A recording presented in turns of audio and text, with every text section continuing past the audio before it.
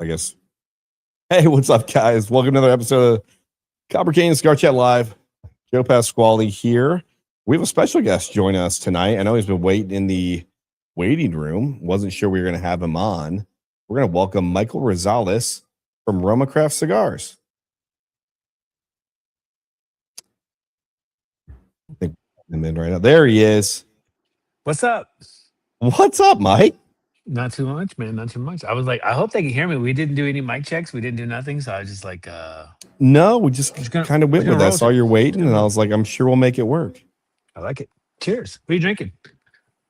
I was gonna ask what you're gonna be drinking. I poured a Rabbit Hole Rye. Okay. So Oxford Grail Rabbit Hole Rye. I don't drink a lot of ryes. I was feeling festive. It's St. Patrick's week, so I was like, we'll go with the green bottle. Not exactly. I didn't want to go like all the way for Irish whiskey, but we went rye. So what are you drinking on? This is a Vulcan. It's a tequila. So tequila and soda. Oh, that sounds refreshing. Dude, are you at the HQ right now? I'm at the HQ. Yeah, this is okay. My office. So for those that don't know, I would invite you guys here. You guys are always welcome, by the way. So I would love to come down. I'm sure. Actually, we have good weather in Indiana right now, but the weather in Texas is probably most of the time warmer than here. So for those that don't know, Roma Craft Cigars, their headquarters in Austin, Texas, and they have an amazing HQ. So if you follow them, Michael or Skip Martin or the other guys on social media, you get to see pictures of the HQ sometimes. It's pretty awesome looking. Oh, he's gonna give us a tour. Little something. So I mean, keep talking. So I just all right. So let's check this out. Is that the bar area? Yeah, it's a bar. So we have a beer bar, which we don't really drink as much beer as we used to, but I mean, yeah. So I mean, we've got like beers on beers. Go. Yeah. And then this is some of the bourbon. Some of the whiskey there. Yeah. Then the coffee bar. Oh, and, there you go. Yeah. But this is Vulcan. It's a reposado that I drink on a little bit of just soda water, but it's clean, it's refreshing, it's not too heavy. I can drink a lot of it. Pretty clear. You know, I don't feel as funky the next day, you know. That's always a big plus. These are some of the other bottles. Oh, a little bit of back stock there. Some E.H. Taylor on the shelf. Dude, I would tell you, man, Sazerac. This Sazerac rye for 125, the 125 proof. Not so much the 100 proof that I have back over there, but these two bottles were by far the best whiskeys that I tried last year. So the 125 and the old Fitzgerald Bottle and Bond. Fantastic. I mean, and they're like barely even $60. Okay. Barely even $60, and I tell you, they will blow your socks off. Like they're that good. Like, they're really good. If you can find them, scoop them up. But yeah. So this is this is the 100 proof. The 100 proof, more of a mixer. Don't waste your time. Okay. The 125 though, that's where it's at. Bomburgers is always a fun one. This is Starlight. It's on Indiana. Represent Indiana.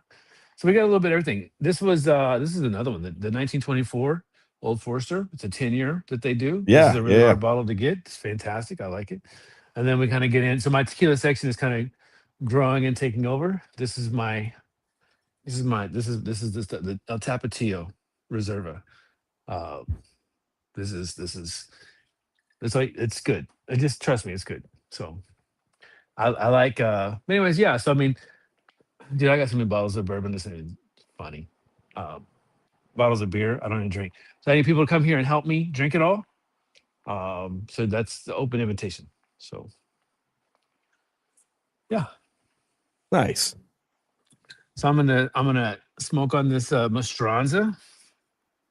I was gonna ask what you were gonna light up because I gave myself 3 Roma Craft options tonight. I have Cro-Mag. Mm-hmm. Fomorian and a Maestranza. So I'm gonna go Maestranza as well. It's one of my favorite blends of the moment or just all the time. So so tell me how many episodes. I think that's a great one to smoke. We'll be twinsies. We'll be twinsies. So tell me a little bit about the podcast. So how many episodes have you done, and How's Yeah. that?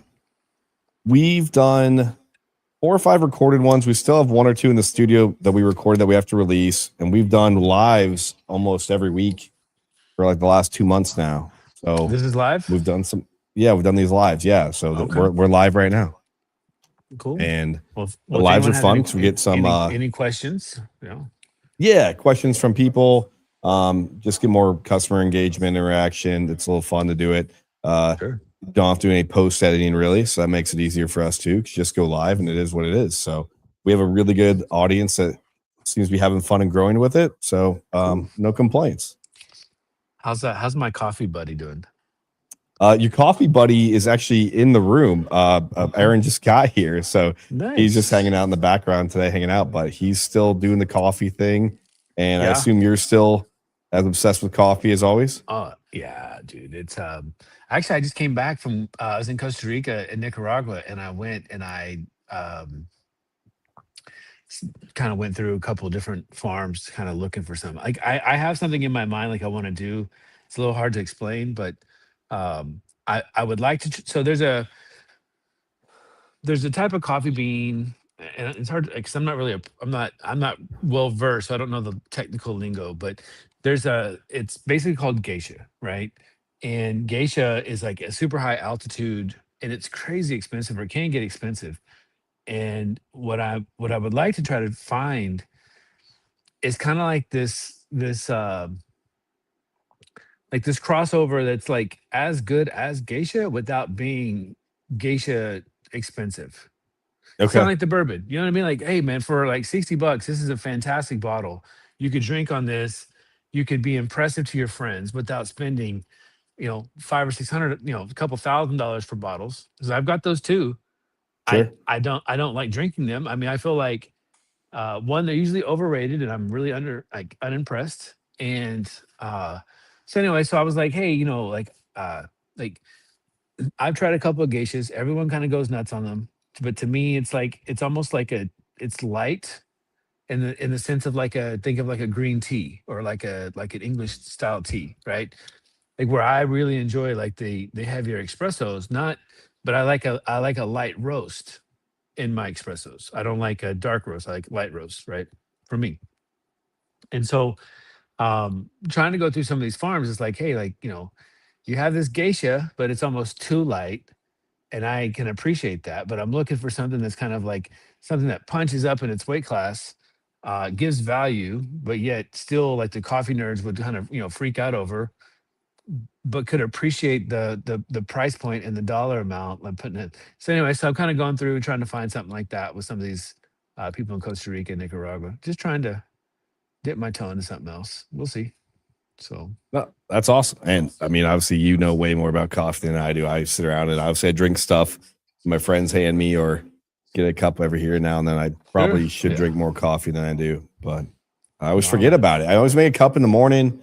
I drink half of it and I get busy doing something. I come back and it's cold and I go, I'll just move on to Mm. something else. So, Well, so I typically will make my shot of espresso in the morning, like at least one or two before I get going, and then I will have my third one around 2 o'clock, and then I'll those are doubles, and then I'll usually have like maybe a single, around 4:35. That's kind of unless we go to dinner, or something like that. But I'm not necessarily a coffee drinker. I like the espresso. They're small. Now, what's funny is like there's actually more caffeine, the way I understand it, there's more caffeine in a cup of coffee than there actually is in a shot of espresso. Like everyone assumes, like, oh, espresso, like Cuban coffee, like it's gonna whatever, but it's actually like there's more caffeine in a cup of coffee than there actually is in an espresso shot. oh, for sure. So, anyways, Yeah. but yeah, tell them I said hello and the crew. So, how are I will. you? We'll Are you, probably have to send some coffee down your way, anyways. I mean, it's probably been a dude? minute since we sent some beans down to Of HQ. course, yeah. Okay, Aaron says he's sending some down to HQ. All right, I appreciate it. It's my man. Send some The down. Did you ever get so yourself a mod bar? I remember last time you were up here, you were looking at the mod no, bar things. I did not. I just haven't had. Well, there was a hot minute. I don't know if I told you the story, but I was thinking about opening up a coffee shop local. And I think, maybe one day whenever I'm kind of often I'm, kind of whenever I don't have anything else to do, like I think I want to do like a coffee shop. But I have a very, very particular kind of I'm gonna tell this. So if anyone steals my idea, I'm gonna shoot you. But essentially what I would like to do is get a do you remember like I mean you've seen them all the time, but it's basically like an old school car lot, like where the cars are like it's like chain linked kind of a car lot. This is how I see Okay. it. But instead of having like cars, you would put in like a couple of containers, and you would retrofit the containers, right? One would be so a buddy of mine has a cigar shop, Brent at the Train Car, which is out in kind of like West Texas, but they're technically train cars. Right? It's kind of where I got the idea. So he's got these old school train cars that he's retroed. Some of them are lounges, some of them's a bar, some of them's are like a little uh, like where he has his humidors. And but it's kind of he's got a little stage where they play music and some tree lights, and they have a good time. And it's but anyways, so if you're ever out there, it's called the Train Car. Really cool. So um but I don't necessarily want to do trains. I was thinking more like like old school. Well, basically just get containers and just kind of retro mod them, and then kind of Yeah. do the same thing. And basically you would have the coffee shop, and you would have like a place to buy cigars, and then really like do like this really cool kind of tropical theme with some like outdoor kind of some lights. Again, have the stage, have people out there playing, have like a little pastry cart kind of thing, and kind of just that'll be my retirement thing. We So ran into a anyways, place like that in Vegas. There's oh a place really? near Old Vegas. So yeah, it's there's a barbecue place and almost like a big playground as well. But like all the places are ran out of these containers. And Mm, so there's a bunch of shops and little restaurants out of these old like shipping containers that they built out in that's Vegas. really cool. And it was That's really cool. cool. I've seen it done a little bit up in Michigan. Even we were at a restaurant, like a pizza place up in Traverse City a year or two ago, and the pizza place was in like a regular building and all that stuff. But then outside in the parking lot, they had a couple containers stacked on top of each other, and they built like an Hmm. outdoor bar Yeah, out of these shipping containers. So it was like an add-on that was obviously a seasonal add-on, but it was out like kind of a cool festive bar out in the parking lot out sure. of some shipping containers. So it was kind of Yeah. cool. It was right next to So anybody that's ever been up to Michigan, it's like a block from Nolan's, which is a really great cigar shop up it's in like Traverse way up City. here. Is that Oh, it's right? way up No, here. it's Yeah. how Nolan's are way they up doing? there, Yeah, and like way a way up block there. from Nolan's, there's this cool pizza place, arcade with a shipping container bar, and then Dude, right next to were Nolan's is you this surprised at how nice pepperoni those place. the beaches and houses are up there? No, it's great. Traverse City's awesome. It's gorgeous up I was there. blown away, blown away. Like I mean, it's a jog. yeah. No, but Yeah. so going back to the mod bar. So it's like uh, I was going through this idea of kind of like sketching out like how I would kind of set this place up. I got a chance to visit their facilities, amazing facilities, really cool people, and then I forgot what happened, but um, we ended up having like brunch or something at my house, and like 40, 50 people show up. And I literally sat there for like an hour and a half, 2 hours, just banging out lattes and espressos. And then I thought, dude, this really sucks. Because like my process is it's like you got to weigh it, you got to you got the scale, you got to weigh out the beans, and then you got to spritz them with some water, you got to grind them, and then you got to shake them up, right? Then you got to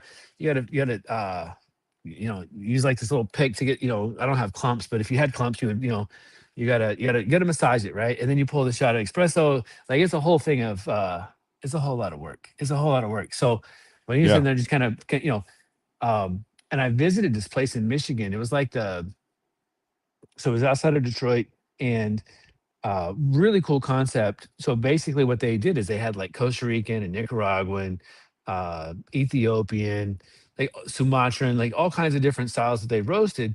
And basically, you pull the tube out, and this was your beans, and then you give it to them, and then they would grind it based on the coffee drink that you wanted to make. And then I was like, dude, this is like a coffee nerd's like wet dream. You know what I mean? And so I'm sitting there, same thing, right? I'm watching them kind of make these drinks, and this is like the opposite of Starbucks. Like Starbucks is a McDonald's. You make your order, you got your drink within 3 or 4 minutes, and you're out the door. This was like you go sit down, you talk for 15, 20 minutes, and then you might get your drink.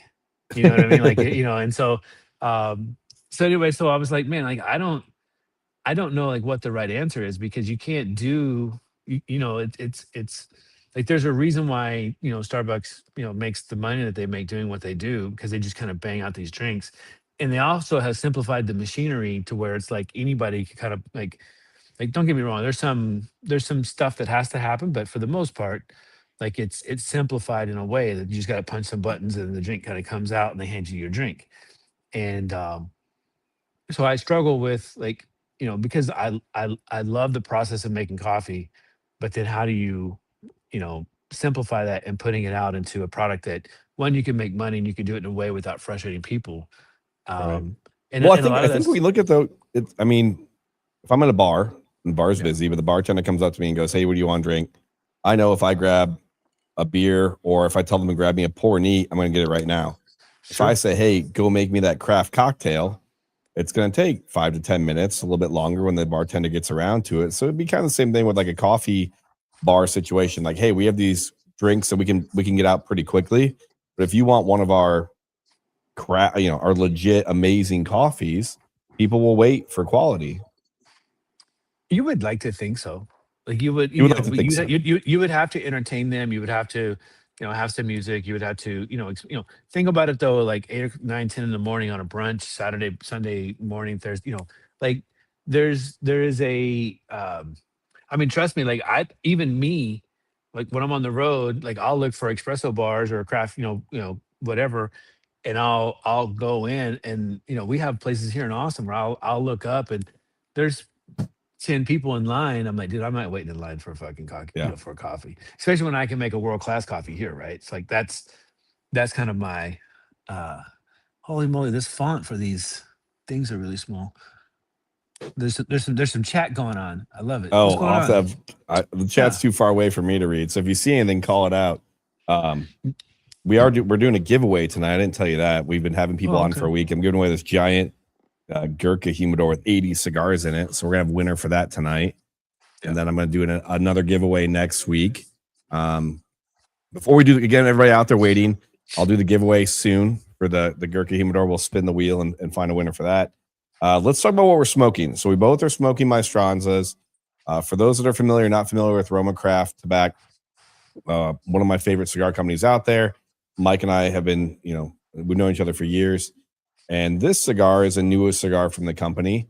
It's Mexican San Andreas. You would think it's a really, really full bodied, powerful Nicaraguan cigar, but I think it's more in that medium plus range, medium range. And I think it's one of the best things you guys have ever done. So tell me about the process for this cigar for you guys and why it's so special. Well, I think a couple things. One, so I'll go back. You had to kind of start off at the Neanderthal, right? And um, because Neanderthal was kind of like our first kind of tiptoe into the Mexican set address altogether, right? So, um, and then when we came out with San Andres, it had this 50 count box, and you know, at the trade show, I was telling people like, hey, like you know, so at the time, Cro Magnon and Aquatine were probably kind of floating at like $10 MSRP, right? And Intemperance was kind of in the 750s, 750 kind of range. So, uh, anyway, so we come out with this 50 count box, and it was a retail at $12, so it was like a $2 or $3 jump. I wasn't really sure. We weren't really sure. Like, we knew it was a good cigar, but when people kind of would they step up, and then it and because it was a 50, in my mind, I'm thinking like, okay, this would be like, La Flor Dominicana small batch. You know what I mean? Like a 50 count cab, and if you're a La Flor Dominicana fan, like you come in, you grab a couple, maybe you grab, some chisels and some airbenders, and you grab some DL 700s, and you grab whatever, and then you might look over and go, oh, they're small batch, and you might grab one or two because, they were, I don't know, 18, $20, Yeah. when small batch three came out, or, two, or like, and I could be wrong, but in my mind, that's kind of what I was. But it was like, I just didn't, it wasn't like, hey, I want a cab full of small batch. I just want to grab a couple to try it. Was my, when I was trying to think of like how would a consumer react to the product, right? And so, anyways, uh, so at the trade show, I'm like, hey, you just grab a box and a couple bundles for a refill. It should be okay. That should last you, a couple months, and then the Neanderthal just, like tees off and becomes like this monster of a cigar. Even today, like monster in sales, like Yeah. ridiculous. So, um, you start making that. So at the time, again, I go back to, I lose a lot of weight.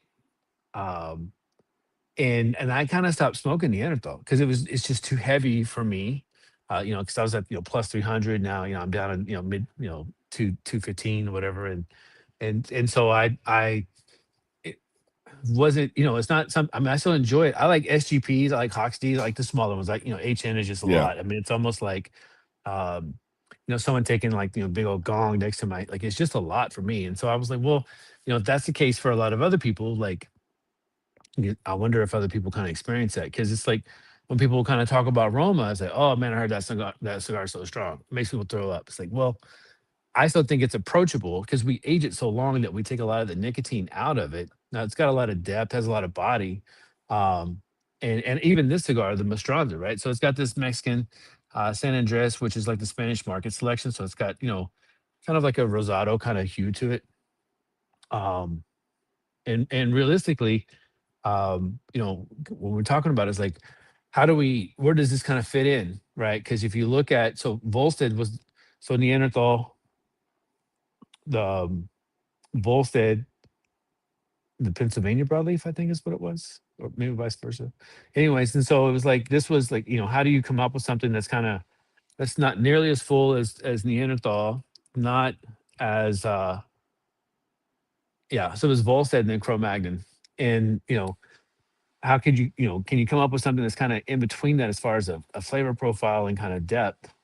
Um, and also, we kind of start playing around with a lot more as our relationships kind of grew with the guys from where we get our tobacco in the San Andres Valley. So it just really kind of worked out really well, man. And it's just been and this is like gangbuster as well. Price point's really good, only three sizes. Um, so it's done really well.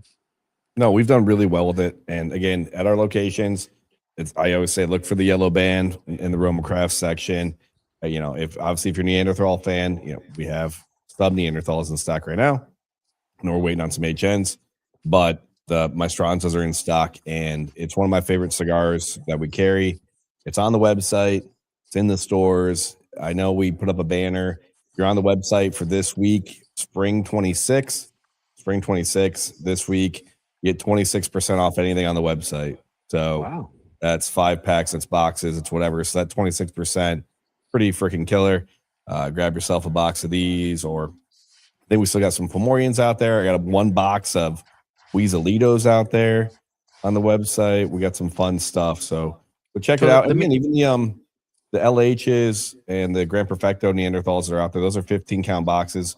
Those are still 26% off. So Yeah, we check haven't those we haven't out. made any of those in a while. So that's those are great pickups. No, they're gonna be I'm awesome. I'm completely sold out of both of those. Because we might have a Baca box on the website. I know we have some Bacas in a couple of stores right now. We still have some Bacas. Are you guys are out of Bacas right now, I'm guessing? Yeah, the only sizes that I have left is I have some pygmy and some bantu. And it looks like we're gonna work on getting maybe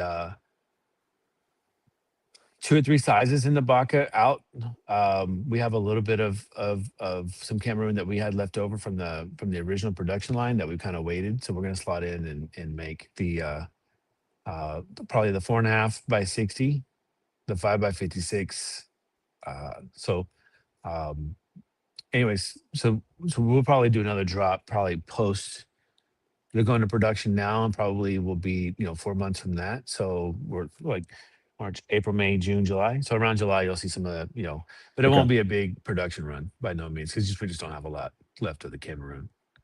But yeah, And I was talking to Jason last week. Obviously, we're really excited for the Craft yeah. 26. I know we're getting, I did he think, around kind 10 of boxes did he kind of later explain to this you what was month. going on with the packaging? I heard there was a box delay, which Yeah. makes sense. The boxes are always pretty intricate. Yeah. Well, I mean, and it's so kind of like in 2018, we did the sleeve over the box, Yeah, the metal the sleeve. steel sleeve over the Yeah. box. Yeah, I still So have that.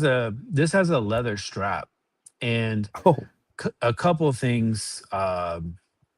So the impression of the leather strap on some of them did not come out as good as they. So we had like basically every fifth one or so. Um, it wasn't stamping in, and so they delivered them to us. So we go into packaging thinking, hey, we're about to knock all these things out, and then realizing like, hey, there's a lot more of these that had this kind of this impression was not as and I'll try to show it. I don't know how well. Let me see if I can. Probably not. oh, I don't know if it'll Looks come through on the screen or not. no, It's but all it's white. but essentially, basically they stamp in craft and um so think of it like a rubber stamp, right? So every once in a while you Yeah, need some ink and basically it wasn't kind of embossing the way that it would all the way through, and so they kind of go through the first day and they're like, hey, we got a bunch of stuff in, and then they kind of go a little bit further into uh and it's like, oh, a lot of these are kind of bad, right? And so we had to send them back. We're waiting for them to redo them. And it's like so there's just one thing after another. It's always fun, yeah. but we're making the best out of it. However, so that was scheduled to come out kind of in January, first part of February, the Craft 26, and then the quarterly maquette was supposed to come in right now. So it looks like what will happen, the maquette, which I don't know if this is public record or not, but I'll tell you guys, the maquette's El Marinero is essentially like a natural version of the Malestranza. So with some tweaks, right? But it'll basically Sure. be, uh, you know, basically whenever you go in, not all of the wrapper leaf is going to be the dark, heavier, thicker stuff. So you end up having like a small percentage of stuff that you can that doesn't look like what you need. And so we decided to make more of like a natural, right? So you have the Maduro and the natural and this, but it'll come out in the maquette. So there's probably 800 bundles of what we're about to ship out. So that's coming up now. So that's El Marinero. Those will be about $120 a bundle retail. What's your tax now? You guys got a little bump in tax, didn't you guys? Oh, we got a In bump. Indiana? Yeah, I actually have a meeting with Glenn. If you see this from CRA or whatever, we're supposed to meet with Glenn next week. Try to talk to Indiana about getting it down. We're at 30% now. We No were at cap. like a we were at like a no. Well, yeah, it's capped at. I'm trying to But remember didn't you what the have a cap is 50 at. cent cap before? Was there a No, 50 we cent got cap? it down to a buck. It was Okay. 24%. It was in the like the state senate or whatever at 50 cents. Then it got jacked up to 73 cents. And then right as it went through, it got through at a buck. We were happy at a dollar for about a Yeah. year. And then last spring, about a year ago, no warning, no knowledge of any of this. All of a sudden, like it just got shoved through at 30%. And yeah, so there is the cap is there. I mean, the cap is wherever it's $10 wholesale to where the 30% would be affected. So anything over $10 wholesale is capped at the 30% or whatever it is. So you pay See, $3 on that. it's just it seems like uh last year was a tough year. Like Yeah. as far as, with the tariffs and I mean, because Chicago had a bump, you guys had a bump, the UTL out in California, right? So that's Yeah. the quote unquote flavored stuff, Oh, even shit. though there's a shit ton of stuff that's flavored on the list. Like I don't understand that. There's Well, all the stuff out of um California where California's making everybody sign up to yeah. do that stuff where it was like you had to register with California for all your Right. SKUs and everything. And I And wasn't sure where pay. you guys land. Where did you guys land on that? Yeah, we didn't do it. We didn't do it. Yeah, I know a You lot of know, people my didn't. my kind of feeling is so there's two kind of thought processes, and I'll at first I was like, well, if you kind of bend the knee, who's to stop, Utah or any of the neighboring states to Oregon and basically the West Coast states to kind of fall in Oh, line, ask for this. Chicago could do it. Chicago could be like, Right. yeah, you know what? Pay us for our SKUs. California Yeah. got money. Let's do that. Yeah. Um, even Arkansas passed a thing like you have to register. Ohio has been, Ohio for the most part is pretty easy. Like you still have to register and you have to kind of upload all the invoices that you send into the state. But that's it. Like they're not asking you to pay, at least now, right? Knock on wood. Um, but anyway, so it's like I so that was one thought. It's like, I don't want to do that because it's basically just saying, if I do it for this one state, who's to stop all these other states from doing it?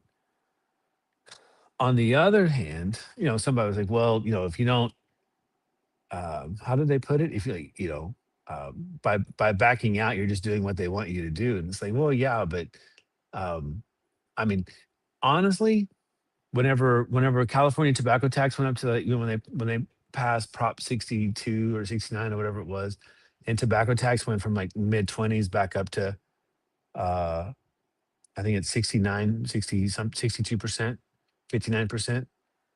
And then when they passed the D license in the manufacturing laws,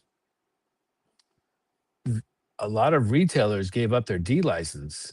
And so we lost a lot of retailers because some manufacturers were registered in the state of California and paying the tobacco tax up front before they. So let's say, for example, you put an order in, you buy $1,000 worth of cigars, wholesale, whatever that number is.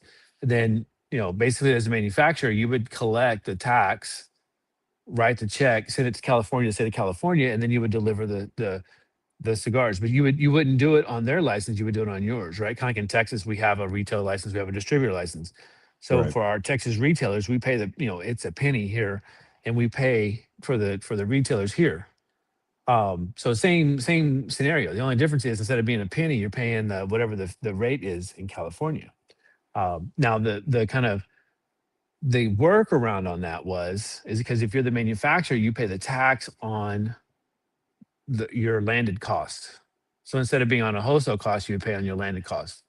Um, but the way the law read was that it had to be the first entry into the country, right? So for us, for most of these places, like, we don't have an office, we don't have a facility in California, so it would really be kind of a workaround temporarily, but you're still in the wrong, right? Yeah. And so I just didn't want to go down. I mean, I go to bed at night, I sleep really well. We run good, we have clean books. There's no, there's not a lot of this misdirection kind of stuff. And so anyways, long story short, we lost a lot of retailers in California because we weren't doing this. And so, basically if you did have a D license, then you had to pay on the higher tax. And, our product was, at normal wholesale plus whatever the California rate was. But, and then they came up with this UTL. And so, um, anyways, it's just like, unfortunately, now the way on the saving grace is most of the California accounts that we sell to, like small batch or whatever, half of it or the majority of it gets sent out of the state. So it isn't, Yep. it's kind of it's mute anyways. Now I think they might have to pay the tax and then kind of get a reimbursement on the back end, but I mean it's still um, a pain in the ass. But I mean they still sell a lot of our product, right? So um, I don't know, man. It's so I go like last year was a tough year for tobacco sales. Yeah. Yeah, it Sucks. was. I mean, there was a lot of hoops, and every time you turned around, you're like, what now? Is it Yeah. going to be a tariff or a state law or what? Like, it's always a moving target with tobacco, and we hope that this year will be easier and less headaches and less, because we don't want to worry about that stuff, right? You want to get to making good cigars and talking to customers and hanging out with people. We don't want to have to worry about laws and legislation and tariffs and taxes and all the other crap on the back end. Like, it's about the experience, and that's why we love being cigars. All the other stuff is stuff we have to deal with, but when it takes up that much of your time, it's such a pain in the ass. Yeah, it's really difficult because it kind of, you can get jaded pretty quickly, right? Because it's like it's just another distraction of, at the end of the day, like I just want to provide a good product at a fair price, right? And we're not a mega company, right? Like, if this was Scandinavia or Swisher or whatever, I mean, like this is just a blip for them, right? Like you just write the check and you just keep on moving. But I mean, they're selling, millions of cigars, where we only sell a million. You know what I mean? So we're not even the same class. Um, so anyways, it just means that the pie is shrinking. It's like not too long ago, I mean, like even Hawaii, like you can't even mail product in Hawaii, and you feel kind of bad for them. I think they're trying to amend something to kind of get something fixed for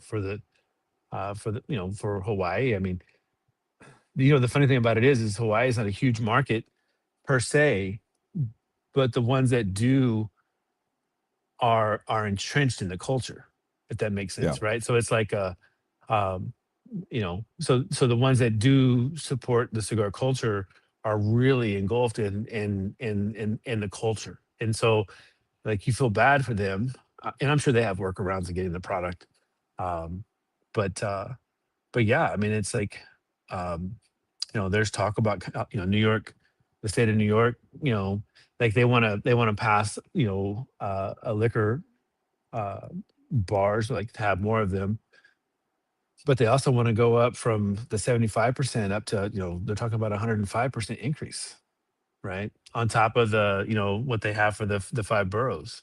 So it's just a constant kind of thing, and at the end of the day, you can't allow it to you just do what you can do. I mean, at the end of the day, you can't let it you No, know you can't. And if you are out there and you want to stay up on news, besides Googling tobacco laws in your own state, Half Wheel does the best job.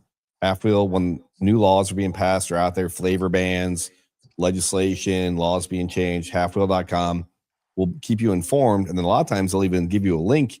So let's say a flavor ban or a tobacco tax increase might be suggested in your state, and you're out there and Half Wheel announces it.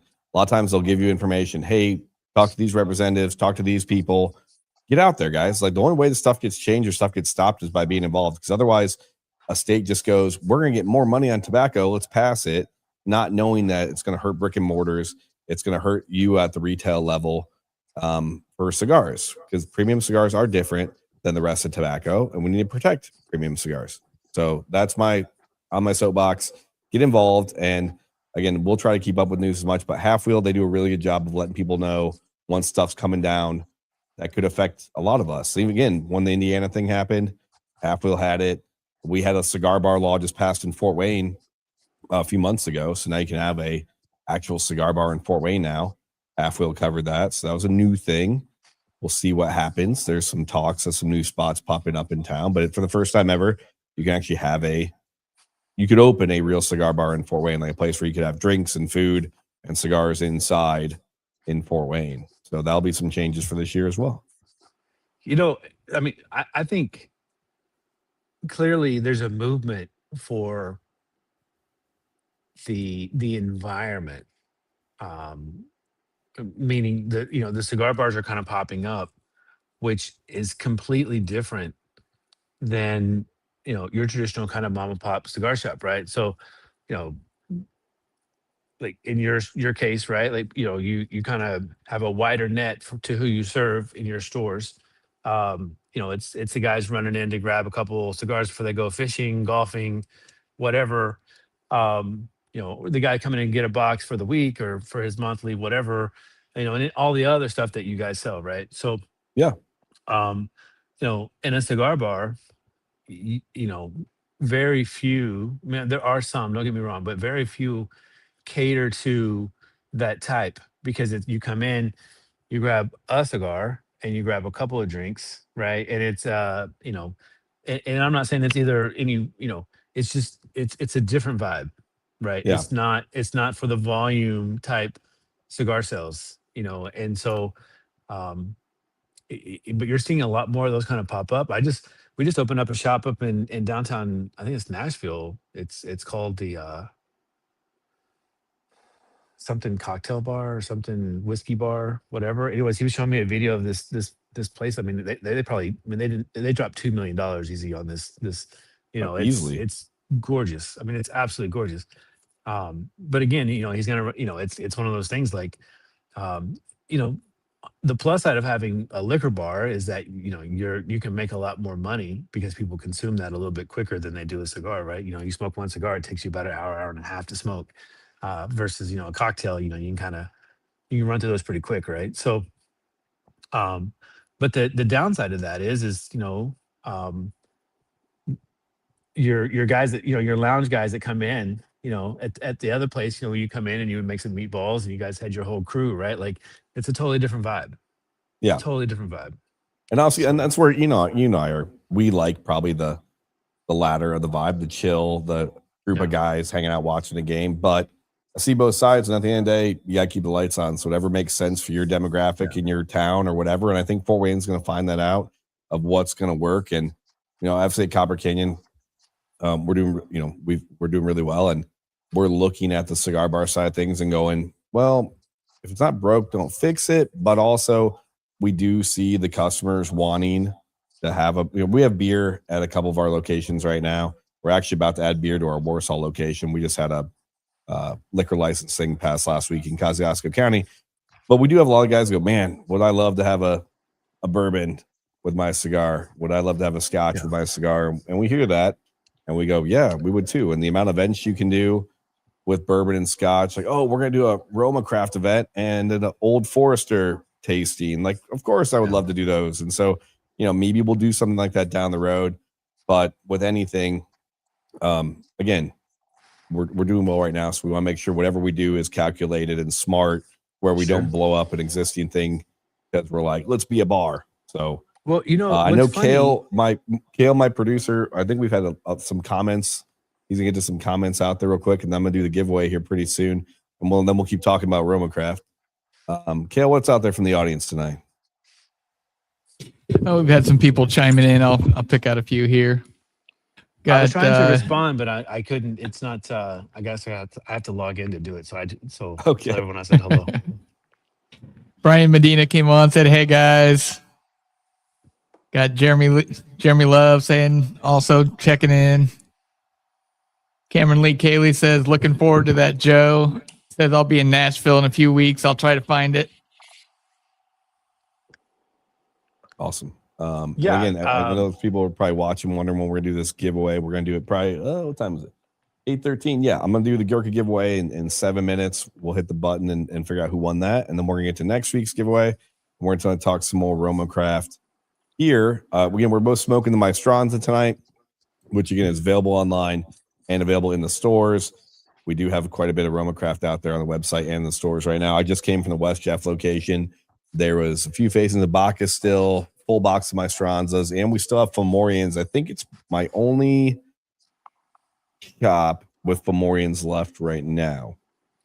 I know they got bought up at a few, and what's the discount my code? only shop that still has some Sabertooth. Oh, nice. Yeah. Somebody just asked me where to get some of those the other day. I have to look. I'll look through my DMs. It's funny. People think I'm like a cigar locator for them. Like, where can I? Right. Hey, where can I buy this at? Where do you have some Volstead box presses at? Well, can you tell me where? Yeah. So, but real quick, I wanted to go kind of finish up what we were talking about on the cigar bar. So, Yeah. it's spring 26 to get 26% off. Is that right? Yeah, Site-wide? spring 26 on the Copper Canyon website, Trying to save you guys some money. shop.coppercanyonbaglist.com. Let's go. 26% off everything cigar related. Nice. So, I mean, if you go back to, before,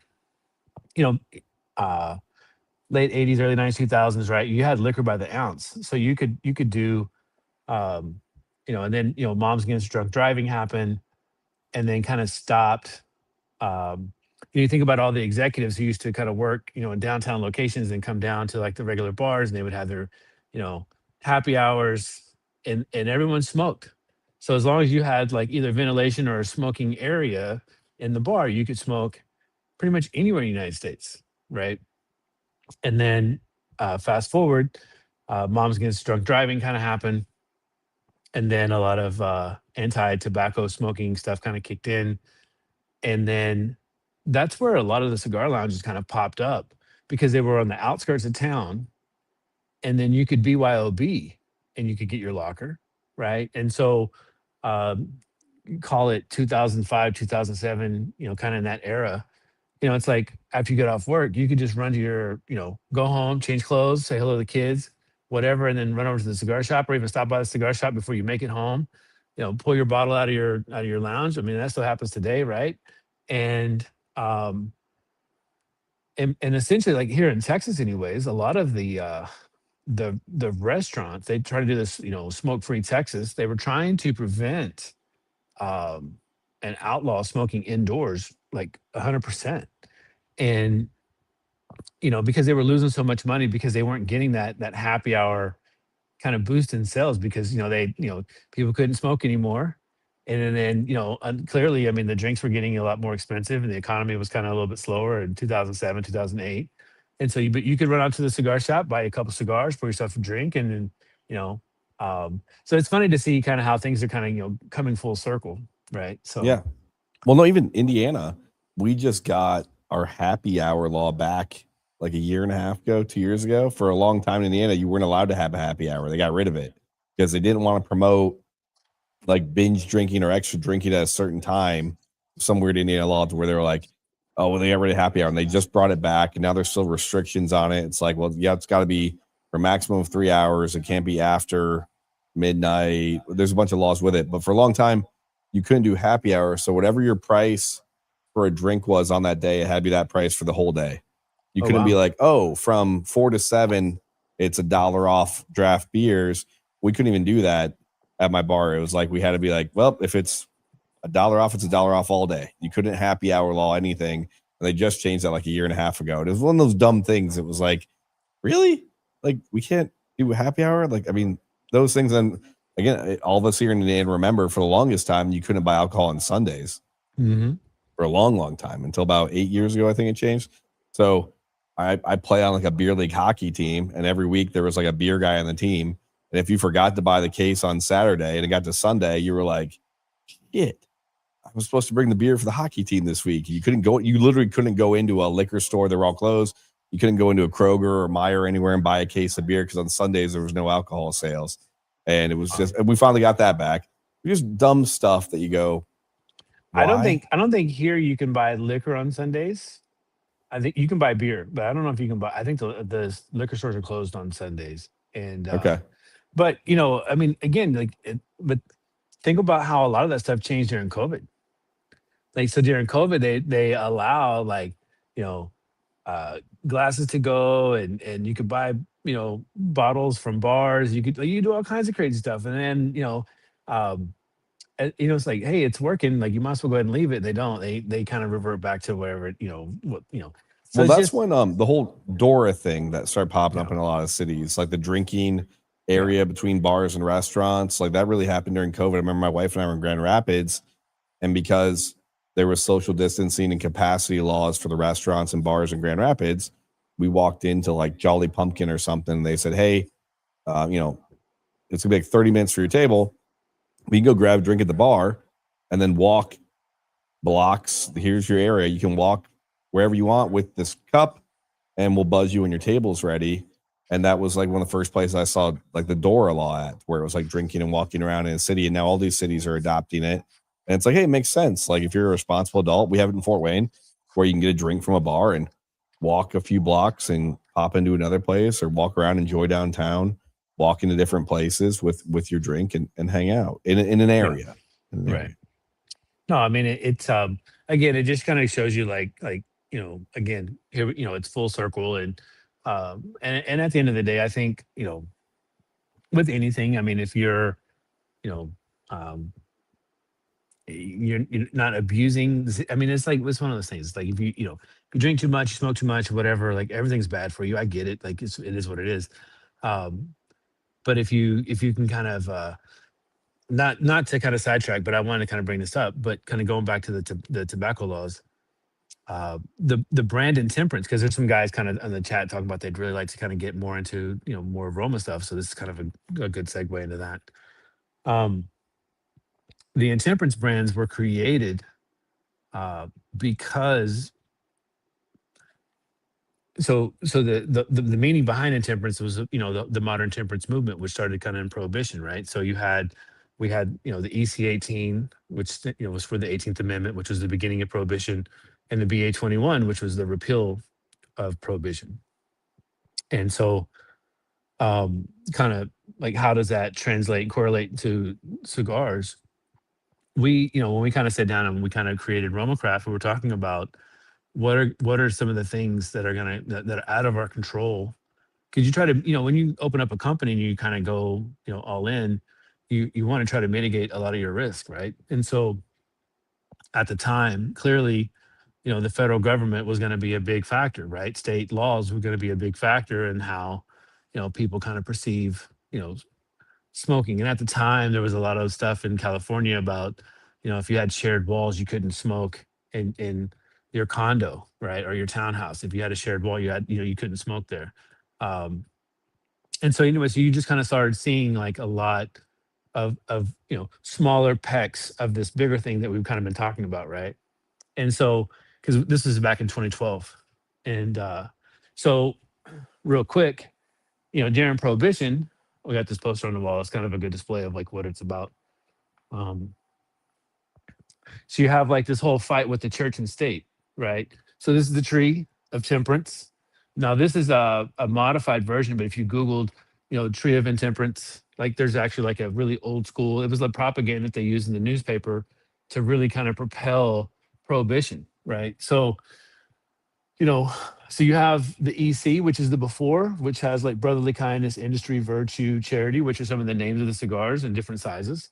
The snake, the tree of temptation, right? And then this side is alive, right? So if the idea was if you abstained from drinking, then your roots and you would basically be vibrant and alive, and your kids would be good. If you drank and you were bad, right? Then and you kind of didn't abstain, then your seeds and your roots would die, and so would your this other side. So has the envy, intrigue, breach of peace, avarice, and ambition, which were the original sizes of the 5 core line sizes in the BA for Brazil Arapiraca. And so it was kind of like this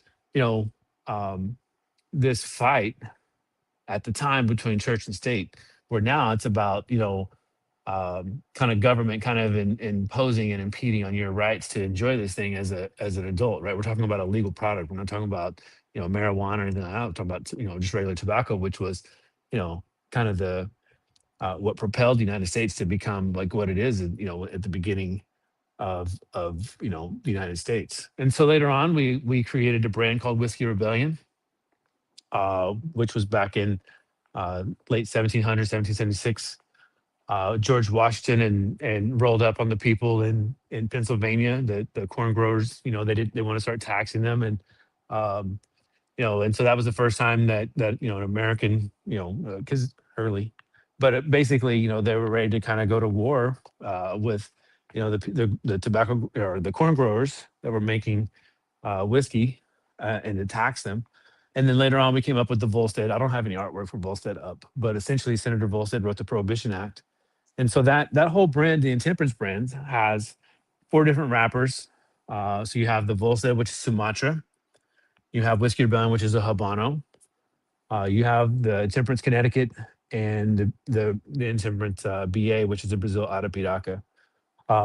So 4 different blends, all come in the same different sizes. Kind of retails in between kind of $7.50 to $10. Probably I get maybe 7 to 11 now with the Toros that we added. Anyway, so that was kind of our core line, and the idea is that if again going back into getting involved, if you don't get involved and you don't have a say in what's going on, because we're all adults, right? And a lot of people don't really do much. They just kind of wait till it's too late to happen, and all of a sudden, boom, the laws change, right? So a good example of that, even here in a couple of years ago, Texas closed. The last night that they closed, they wrote into some kind of school bill, and they ended up going up on pipe tobacco like 45%, per pound. But no one saw it coming. No one knew anything about it. Before it was too late, kind of like what happened to you guys. It's just like boom, here's $1 tax, right? And so, anyways, long story short, that's kind of why we created the Intemperance brands, because it's like a modern temperance movement on tobacco. That's awesome. And we do have some Intemperance at the stores. I know we have some EC and some Whiskey Rebellion out there.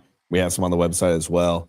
So check it out. I know we're gonna bring in a few more facings of. I really want. I don't know if it's available right now. That tarred and feathered, that box press is like one of my favorites. And honestly, one of my favorite cigars you guys do is actually the goodness of the EC. Like that one is such a good cigar as well. Well, you know what's I think what ends up happening is our box presses, like even in Mastranza, right? So Mastranza, so Revenge in the BA, which I have in stock, the Goodness, Tarred and Feathered, LH, the original Blockheads and Cro-Magnon and Aquitaine.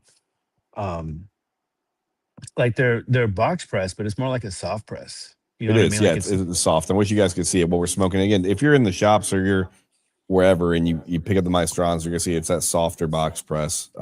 yeah. It's awesome. And so the difference of that is like most people will do like what's called a quote unquote factory press. So the sides have like a probably a more noticeable seam in the corners, if that makes sense, right? So it's more it's rectangle, like true rectangle, where ours are it is pressed. It's just not as firm.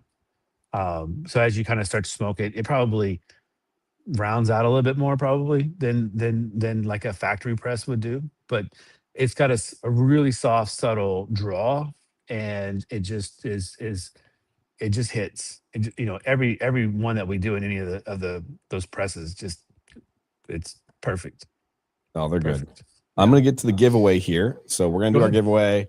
I'm gonna have Kale hit the wheel here in a second. So again, we're giving away this massive Gurkha Humidor. It's got 80 cigars in it. We had a bunch of people subscribe and share. After we give this away, I'm gonna announce our next giveaway and details on how you can get involved in that. So Kale hit the wheel. We put everybody in it from the last couple of weeks. Anybody that subscribed and liked and commented and shared. Winner. Right, here we go. The winner is James Wilson. Congratulations, James Wilson. All right, James. So I will have the Humidor. Well, I'll reach out. Whatever's easiest for you. Congratulations, James. Whatever's easiest for you. If it's at St. Joe, wherever you want to get it, just let me know. I'll reach out and we'll talk, and we'll get you your Humidor this week. Get a cool photo with you as well. Our next giveaway, really quick, we're doing the La Aroma de Cuba package. So it's going to be a 3-pack, a lighter, rocks glasses, and a gorgeous ashtray. So the whole package. So you're getting a whole La Aroma de Cuba package.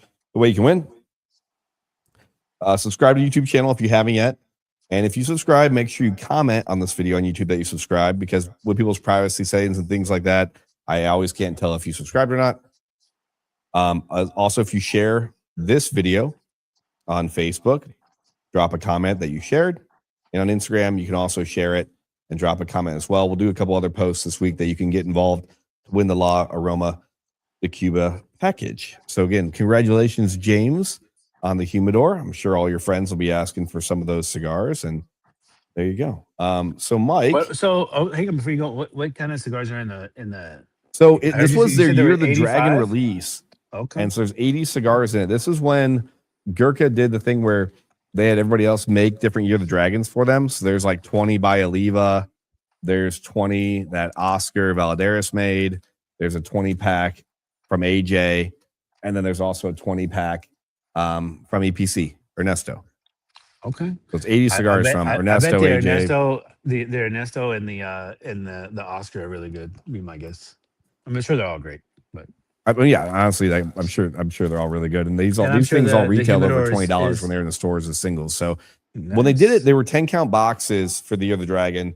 When Gurkha did, there's all these different 10-count boxes. They released them like shortly after each other.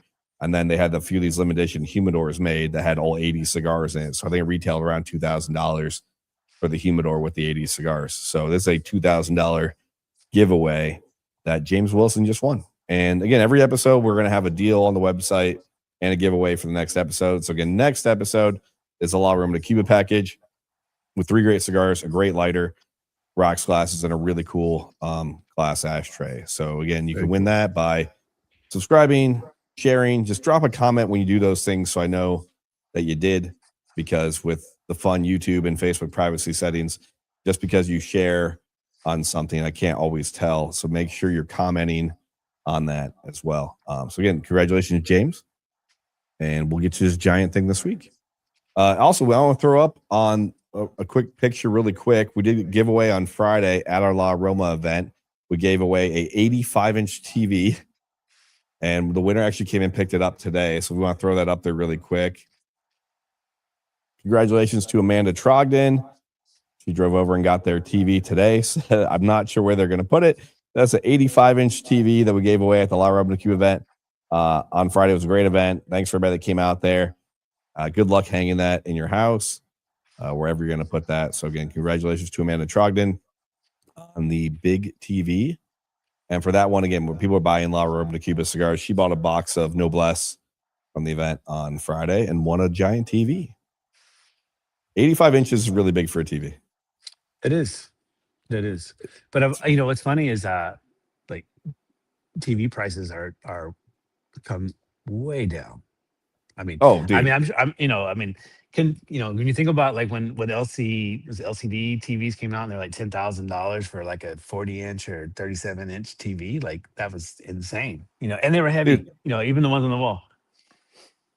I remember my first like big TV I bought. I was like 18 or 19. And I went to like what was it? It was like it was an electronics store. It's not even around anymore. That was in town. And I went there and I was like, oh, I'm gonna buy this big TV for my apartment. And it was like a 65-inch DLP, and it was like $1,600. And it was this monster of a TV. And I bought that thing. And it lasted a long time. It lasted it was like 12 or 13 years that thing lasted. And every time I moved from apartment to apartment, I had to take that giant thing with me. But again, now that TV be worth like $350 probably. Maybe less. Like my first TV when I was in college, back in 2000 was a Toshiba like 36-inch TV. And it was as deep as it was like square, right? And that son of a bitch was heavy. And it was like odd bodied too, right? Because you're like trying to like pull it or whatever. Anyways, that thing lasted forever. And but I was like, it was like close to $1,000, right? And I was like, oh my God, it's the biggest, so for me, right? Because I didn't have a TV growing up in my room. We just had the one, and I had three brothers. So we were always like, it was like the Different Strokes was on it, WWF with like the back in the day when the guys did the claw. I don't even know if but it was like the Von Erichs. You know what I mean? Like I'm talking. This is old. The Von Erichs. Yeah. So, anyway, so my parents always worked night times and evening times. So people would come over from our neighborhood, and we had the one TV. But it was just like four boys. Like it was like Lord of the Flies, and all these other kids would come over and hang out until my mom got home around 8:30 or 9. And holy shit, I mean, we just wrestled and killed each other, until everyone had to go home, right? But it was nuts. So anyways, when I got a chance to go buy my first TV, and I was so excited. It's like, fucking, but it was so heavy. I mean, now, they're so light, and I bet she probably could have picked that TV up by herself. I mean, it's a little bit bigger because it's a big TV, but I will say we moved that 85-inch around, and it took two of us at least in that box to move that thing. You're right. It is a big TV. Yeah. Most of 65 to 57s, 40, whatever they are, you can just pick it up, plop it up on a whatever. They're so light. And again, now it's like if your TV breaks, you just drive and go grab another one. It's like, oh, the TV broke. Just go grab one from Walmart or Best Buy or whatever. They're just go pick one up. But it was a big deal back today. So you guys have how many locations now? So we have 7. Okay. We have 7. We have 4 here in Fort Wayne, and we have Auburn, Columbia City, and Warsaw. And then we have the website, which is obviously new to us as of last year. So 7 in Northeast Indiana and the website. And, we have our next big event 2 weeks from this last Friday. So less than 2 weeks from now, we're doing a big Drew Estate event with Rex Mercer from Drew Estate. So we'll have our next big DE event. We're going to do a couple other fun things. I think right around the week after that, I'm going to do a Sweet 16 party at our Jefferson store just for a fun basketball event. We might squeeze in one more event before the trade show with somebody in April. April's hard because everybody's planning for the trade show and stuff like that. So we'll do something in April, and then after the trade show, it's summer's here, sort of. I mean, I'm sure we'll get snow again in May or something, but hopefully don't. But we'll be Well, you going, got going forward. the draft weekends right after the trade show. It is. I actually was just talking with a friend today about if we would do like a draft live thing on the podcast or not. Maybe like It's a crazy draft how night much thing or that's something. growing. That's growing like leaps and bounds. Like people actually like focusing on the draft, right? And then I think the weekend after that you have the Derby, which is like May 5th or 6th, something like that. So yeah, it's before you know it, man, we'll be in the thick of it. So I just want summer here. I know I don't want time to go by too fast, but like we always look forward to summer. It's easier for cigar events when you can get outside and do fun things at fun places. So obviously we want good weather to be here. And you're in Texas, so I don't know why I'm playing to you, because how hot was it today down there? probably about 74, 75. Oh, okay. I think we might have Well, hit 60 here today. Actually, we had some rain come through this weekend. Do you trust this man? oh, there's our event with Rex. Yeah. We had rain. We had rain the last every day. Every day it's rained. No, I don't know. I think that's the rained a first lot. time it's rained this year. I mean, we're only talking about a month and a half, I guess 2 months now. But first real substantial any kind of rain we've had. But I haven't really been here. I mean, I've either been to Nicaragua or Costa Rica. Last weekend I was in Mexico City. So I just turned 50, so that's a big deal. So Whoa! yeah, Happy March birthday. 1st was my birthday. Thank you. So Jamie and I went down to Mexico City. If you haven't been to Mexico City, I highly recommend it. What's funny, because El Mencho had just gotten shot, I guess the Monday before we landed on Thursday, whatever day we landed on. So everyone's like, "Are you sure you want to go?" I'm like, "Heck yeah!" Like, I'm here for it. I want to. Nothing. I didn't see anything crazy, but the city was so cool, man. The food was off the charts. People were crazy. I mean, just super nice. Like you see buildings like what you would see in Europe, and it's a big city. It's like if you took Houston and multiplied it by 3 or 4, like that's Mexico City. Like it's really really big, but it's so And Houston's nice. really big. That's what I'm saying. Like it's bigger than Houston. Yeah. Like it's massive city. And but the buildings, the food, the people, like I mean it was first class. It was just so cool. So which I've been to Mexico. I've been to all kinds of places in Mexico, like Tijuana and border towns, and you know Playa del Carmen, Cozumel, Cancun, many times, but I've never really been interior. And so this is the first time. I tried to take my kids in during COVID, but their passports were about to expire. They were like 3 months out, so they wouldn't let us. Uh, so they have like there's like a window, like a 90-day window that you can't have, expiration on your passport. So we had to cancel that. And so it's on my bucket list. But anyways, I say all that to say, like I'm trying to, it seems like there's so much negativity in the world right now, that I'm trying to make the most out of my 50. I want to make sure that I cross everything off my list. When I was a little kid, I always wanted to race a camel in the desert. I don't know if I'm going to do that one. It's not looking like that's going to be a bucket list. I'm going to get, there might not be a desert to go to, based on how things are going. But, I want to make sure that, just really, again, hug the people that you love the most, and be present in the moment. You know what I mean? Like that's my goal for this year, is just to really, really kind of embrace, life, and just kind of do some things that I wanted to do for myself, So 100%. Anything Yeah. out there from the audience? Again, I know we've had people comment and stuff like that. So, Kayla, anything out there? Also, if anybody has any questions for Mike from Romocraft, shout them out. I'll tell this. We'll take questions, and after the episode, I'm gonna draw 3 random people that did questions tonight, and send you guys a couple of cigars as well. I'll hook up and get some cigars out there to the audience as well. Thanks for being with us on Cigar Chat Live. So, any questions for Mike? Put them in the chat. Kale, what do we got? Oh, we've had several people comment. Corey Alvarez came on several times. He wished James congratulations. Corey also said, great show tonight. Shared on all 3, Mr. Joe. We got Alan Martin also came on and said, hell yeah, James Wilson. Got Brian Medina. Congratulations. Brian Medina also has commented about how great that story was you gave about prohibition, and it's really inspirational. Thank you. Alan mentioned that Whiskey Rebellion was my first Roma craft. I think it was strong and I really liked it. Let's see. Oh, we had Corey mentioned Indiana always is behind on everything except taxes.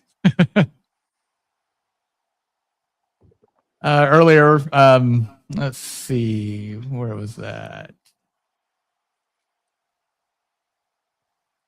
Oh yeah, Midwest Love came on, said, "What's up, Joe?" Mentioned my top two from Roma is a Maestranza and a Cro-Magnon. Sorry about that. Let's see. Corey also mentioned the Maestranza is amazing. I think that about catches us up. Cool. And speaking of the Cro-Mag, I'm gonna light one up here in a sec. Should I do the Cro-Mag or the Fomorian, Mike? What do you think? Oh man, that dude, the Fomorian's so good, dude. I know, and I haven't had one in a while, so I'm out of Fomorian. The Fomorian, I'll let him speak to it because it does throw people off. People aren't used to looking at a green cigar. And for me, it is the only Candela all smoke. I know we sell a couple other ones as well, but it's literally the only Candela all smoke. And I recommend to people. Yeah, it's green. It's a Candela wrapper on a Cro-Mag, and it's funny. When my wife used to smoke a lot of cigars, I mean, she doesn't smoke cigars anymore, but when she did, this was her favorite cigar. And so my wife would always like, "Hey, bring those green ones home." And my wife would smoke and have an ash all the way to the band. And I can never get an ash as long as she would get them. But she would smoke these Fomorians. I would always tell people, like, "Oh, does your wife smoke like flavor cigars or sweet stuff?" And I was like, "Nope, she smokes Fomorians and occasionally like another Cro-Mag or something." I remember the first time I was like at work or something, and she grabbed like a cigar out of my humidor and then sent me a picture of it. And she's like, "Hey, this one was good. What was it?" And she had smoked like a Cro-Magnon Anthropology. Oh wow. And I was like, and she was like, "I really, really liked it." And I was like, "Oh, well, that's a pretty strong cigar. If you started there, then you could smoke a lot of things because yeah, right. That's a good start. Different. I mean, that's a good baseline right there, right? Yeah, that's a really good baseline. So so that cigar came up. So in the Maryland area, there's a group of guys that get together to smoke. It's called the B&B Cigar Club, and they were one of the first guys that did a tweet up. You have to remember. So when Skip and I launched Roma in 2012, Facebook, you had to have a .edu to get onto Facebook. It was just kind of coming around. There was a lot of stuff on MySpace, but Twitter was like really like the, Brian Hewitt was on there, and a lot of the, Coop was on there, and Skip was Chief Hava on Twitter, and anyways, it was really like the form of communication. It was like really like sending text messages out to broadcasting your text messages, right? So, but so you had a tweet up in Nashville, you had a tweet up in Atlanta, and there was the one in obviously in Maryland. And so the guys in Maryland decided to do like a full tweet up. Genetic Formity is shipping in 2 weeks, by the way. I just yes, we are getting GDs. They won't last long. So once we talk about Fomorian, we'll definitely talk about genetic deformities because that's also one of my favorite Roma crafts. Yeah. And buy all the boxes you can because that is, I mean, that's just a stupid cigar. But keep going about Fomorians. We'll go back to GDs. So the guys were so the tweet up was really like, "Hey, you come out to Maryland," and then they basically had like these buses, and they did like a cigar crawl where they would go around to the different cigar shops in the kind of DC Maryland area, right? So I want to say at the time they met up at Signature, and then they would kind of bounce around to some cigar shops and kind of finish up at the night at Civil when Civil was still open, and just outside of Bethesda. And so they reached out to us and was like, "Hey, we want to do something. Um, 'cause they're raising money for kids, and there's this very specific charity, and could you make something for us that we could raffle off? And so Skip and I were down in the factory, and we're like, sure, like, so we were kind of playing around with the Candela wrapper, but we weren't really sure, and kind of same kind of reaction everybody else has. You know, we tried to make these other blends, they didn't really work out. They were just too light and too much hay, and you know, and so finally, I think Skip said, well, let's just try it on the Cro-Magnon blend to see what would happen. And it was one is a kind of a nod to like how good the Cro-Magnon blend is, because you can do so, it's so versatile. Aquitaine is the same blend as Cro-Magnon, just with a Habano wrapper. The Fomorian is the Cro-Magnon blend, just with the Candela wrapper.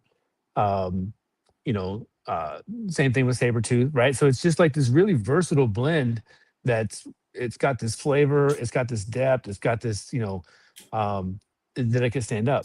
Now, the downside to it was it's you have to get a very specific color shade, because we've done it on different variations, and it's almost like this green that it's kind of like a pistachio green, and Yeah. and that color tone works the best.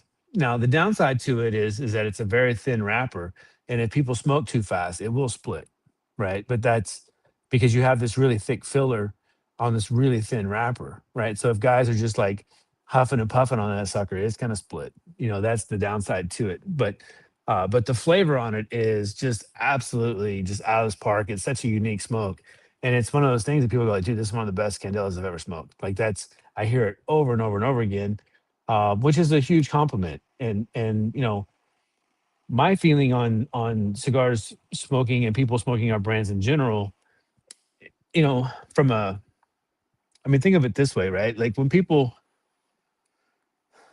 work a 40-hour work week, no matter how much they get paid, well, let's say it's $20, and you work a 40-hour work week, and then you come into the cigar shop, and you come and you pick a cigar out, and we'll call it $10. I mean, now with everything else that's happened, it's really 11 or 12, but that's essentially 1/2 hours worth of their work week that that they've chosen to smoke one of our cigars. And when you kind of think of it in that kind of this macro kind of mindset, it really is like this, oh my God, like you worked like 1 hour's 1/2 of 1 hour's worth of work to smoke one of our cigars. So you Yeah. want to make sure that it draws really well. You want to make sure that it performs really well, and you want to make sure that the cigar experience itself overall is a pleasant, like an experience where it's like, oh my God, this is a very memorable smoking session. You know what I mean? Like that's like Yeah. we feel like we owe that to the consumer. You know what I mean? And I'm Well, sure there are other and people who kind of think that way. I'll say this about the company. And again, obviously, you guys are one of my favorite companies. When people ask me in every humidor across the week, well, Joe, what do you smoke? I would say, I smoke that. I smoke Roma. I smoke My Father, Espinosa, Foundation. Like those are probably the 5 companies I smoke the most. Yeah, they're all Nicaraguan companies. And I smoke some Fuente and some Ashton. And again, when I smoked the La Roma de Cuba and the San Cristobal stuff, oh, that's also made at My Father. So really, those are the companies I smoke the most, and I smoke everything. I smoke a lot of Drew Estate, and usually with Drew Estate, but like Drew Estate, I have my favorites, like the UC10. I do like some of the Liga blends a lot. I love the H99, but the companies I smoke the most every day are Roma, Tat. Probably Roma and Tat are probably the 2 I smoke the most, like every day. And Yeah. the thing I always tell people about Roma, because even with Roma and Tat, these smaller, I don't want to call them boutique anymore because I don't view them as boutique companies. I don't view you as a boutique company. But when I'm trying to tell some guy who's normally grabbing company X, hey, you also might like this Roma craft, he's like, why? And I tell him, well, I like it. If you like medium bodied cigars, here's the Aquitaine. If you like fuller stuff, Cro-Mag, Neanderthal, whatever. But also the easiest selling point a lot of times is that price point. I'm like, hey man, like that Maestranza for me is one of my favorite cigars I've smoked in the last 2 years. And I think you're going to like it because you do like San Andreas or you like broadleaf, you like whatever. And also, ooh, that's a few dollars cheaper than what you normally grab. And what normally hits with a lot of people, if you're not upselling them, but you're telling them a cigar that they might really like, that's actually cheaper or right around the same price point of what they normally have, they're going to trust you and go, yeah, I'll give it a try. And then 9 times out of 10, they come back to me and go, that cigar was unbelievable. It was really, really good. And so I'll say about Roman Craft is that the quality's always been there. And the price point, you guys aren't in the world where every company is doing a $30 cigar now. You guys aren't. No, I mean that's kind of always been our. Again, you owe it to the consumer. You know, number one, you kind of go back. So a lot of people don't know this, but when we launched, we didn't have any bands on any of the cigars, and the idea was we opened up cigar shops that hand sold product that could appreciate what we were trying to do, which is offer a cigar. Like, so we only make 1 million cigars. So we really try to make, you know, the high, I mean, and every factory will tell you this, but we don't make any mixed filler. We don't do any flavored cigars. We only make premium long filler, right? So you have to, there's a lot of waste in what we do, but then to bring out that product at a fair price, instead of kind of rolling up in some of the waste into the product itself for the finished price, is very, very difficult. So we don't really work on these like traditional margins that a lot of people kind of get into. And I won't even kind of go into that. It's a whole nother kind of conversation. But, you know, it's, you know, is this product really, you know, so if I handed you a cigar that didn't have a band on it and you smoked it and you go, hey, what do you think of that cigar? And you go, man, that's fucking really good. And I said, you know, what would you pay for that? What do you think it would retail for? And you said $20, $25. And you go, no. Would you pay $12 for that cigar? You know, every fucking day, like every day, right?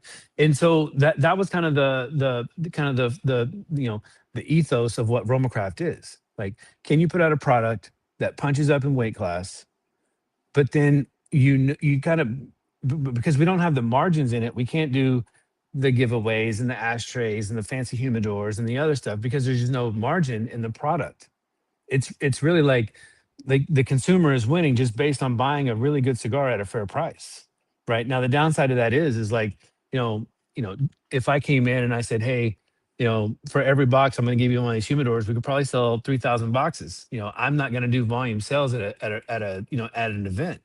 You know, really what my goal is at an event is to really, there's like 3 types of consumers. You got the cigar nerd that wants to come in and wants to meet us because they smoke our stuff and they already recognize what we are and who we are in the marketplace. You got the guy who kind of had a couple of them, but doesn't really quite sure, maybe didn't really quite hit his palate right. So you kind of want to hone in on that guy. And then you got the person who's never even fucking heard of Roma Craft. So you want to spend time with them and trying to bring them along, right? So you got the one guy who's had a couple, but doesn't really quite fit. So it's like, okay, tell me what it is that you smoked, so I can kind of guide you into where you need to go. And then you have this other guy that doesn't know anything, or gal, right? And you want to kind of bring them into what it is that we're doing. And so the product is what we call sticky, right? So as long as you have a product that's really, really good and you can match up their palate in, because we have a pretty wide portfolio from you know, mild to medium. I mean, our Connecticut is probably the only thing that we don't have, you know, a Macanudo Hyde Park in. Like, you know, our even our Connecticut's on the fuller side of Connecticut's, right? So but that's the only way I can smoke a Connecticut, just like that's the only way I could kind of smoke a Candela. You know, it's got to be on the fuller side. And we only make stuff that we smoke, you know, so that's kind of so we're in that kind of you know, in that segment of the market. And so, you know, at the end of the day, you know, you know, we just want to put out a really good cigar that people go, man, you know, I paid $20 for this and I'm, thank God I don't have to, you know. Yeah. That's it. And that's all. And again, that's awesome. Again, right now, again, you can grab some Roma Craft at a great discount. Spring 26 on the website. That's ridiculous. Yeah, that's a ridiculous. And again, there's a Baca Weaselito box sitting out there right now, which if you want a short smoke, those Weaselitos are so good. Kale, what do we got out there from the universe? I see the chat blowing up a little bit. Ellen Martin just popped on and said, Mike, that is exactly what I love to hear from a cigar company. Next time I give a half an hour of my work week to a cigar, it will be Aroma just because you said that. Boom. My man. He also said, Joe, You gave me one of those Maestranzas when you had an event in Auburn. It was absolutely stellar. And again, that's what, for me, I want people to enjoy cigars that I think are really, really good. And I might miss every now and then. I might not hit somebody's palate. But when I stand behind a cigar and I say, I smoke this, and I've been smoking a lot of cigars for a lot of years. So when a cigar stands out to me, that is something really, really special. Because I think everybody's making really good cigars right now. There's a lot of companies making fantastic cigars. We're blessed. It's been a long time. Think about that's bad. Realistically, the tobacco that's being grown, no matter where it's at right now, is some of the best that's ever been done. Right. Yes. When you have good ingredients, like Papa John says, you can make good products. Like that's no joke. And so for me, when a cigar does hit every now and then, and you go, oh, you look at it and you go, oh man, that's really, really good. And that was when the Maestranza dropped. And even we'll say back to the Cro Mag, a lot of us, no offense, we were nervous when you guys were changing the Cro Mag when it was going from CT broadleaf to Pennsylvania broadleaf. And I remember the first sample I smoked, and I went, oh, I actually like this better than the OG, which I never thought I would say because I had smoked so many Cro Magnons previously. And that cigar still hits. It's still one of my favorites as an everyday smoke. Again, right here, the Cro Magnon, lots of sizes of it. We have 2 or 3 sizes at the locations right now. But yeah, check them out at the Copper locations and on the website. And it's fun because you guys do some fun sizes that might not be in the shops right now, but you'll see later this year.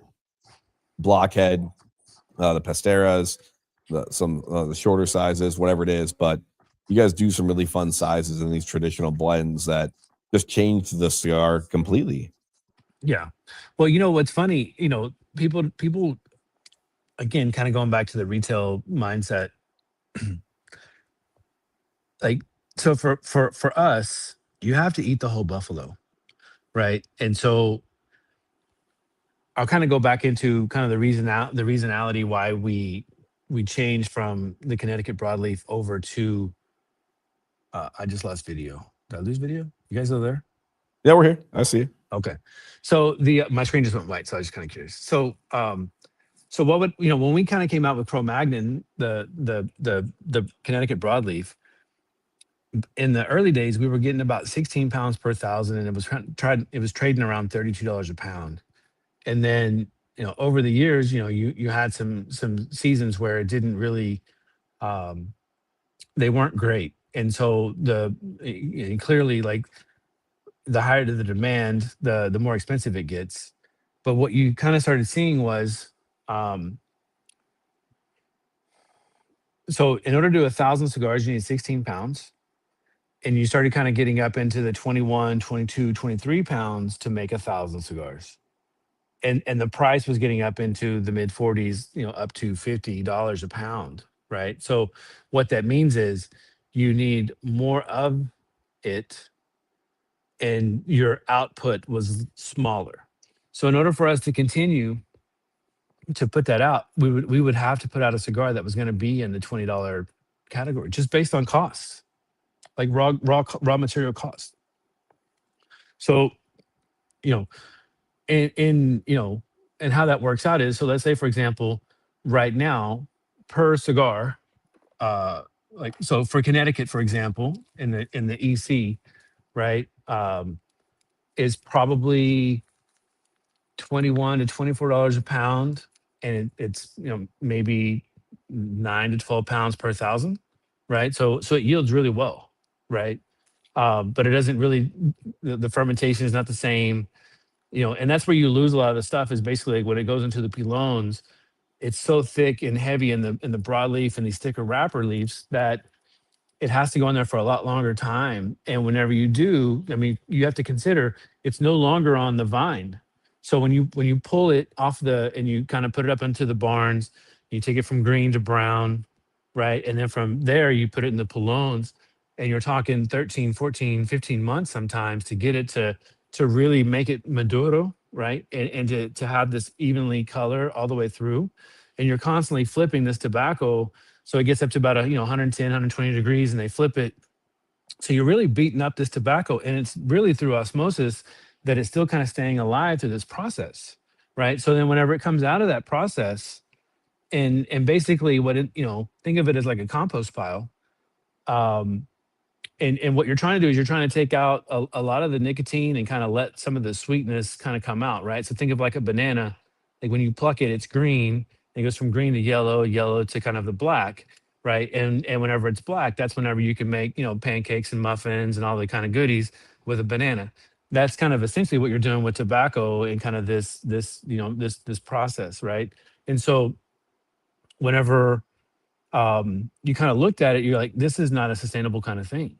So the demand was really up. You had a lot of other companies kind of come out with broadleaf. Nick Melillo came out with his broadleaf, Saka came out with his broadleaf, and many, many others, right, that have already kind of been using it for a long, long time, as well as, you know, um, families in Connecticut River Valley were not, it's cheaper just to kind of sell off your land and lease it out to other people, let them grow stuff because they don't really want to keep up into it. So the cost just kept rising.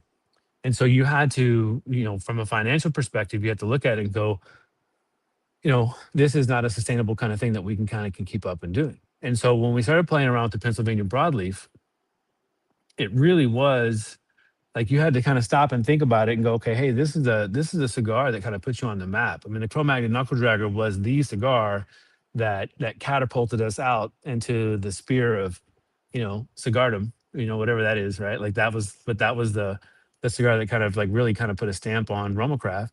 And so, as you kind of look at it, it's like you owe it to the consumer to put out something that you know, is equally as good. Now, some people may not like it, and people, I went onto the Reddit forums when we kind of announced that we were going to do this change, and I spent an hour and a half just kind of going through comments, and people were just kind of shit. Oh, why would they do that? Oh, they're dead. They don't know what they're doing, and this, that, and the other. And it's like, dude, you didn't even smoke the cigar yet, bro. Like, Yeah.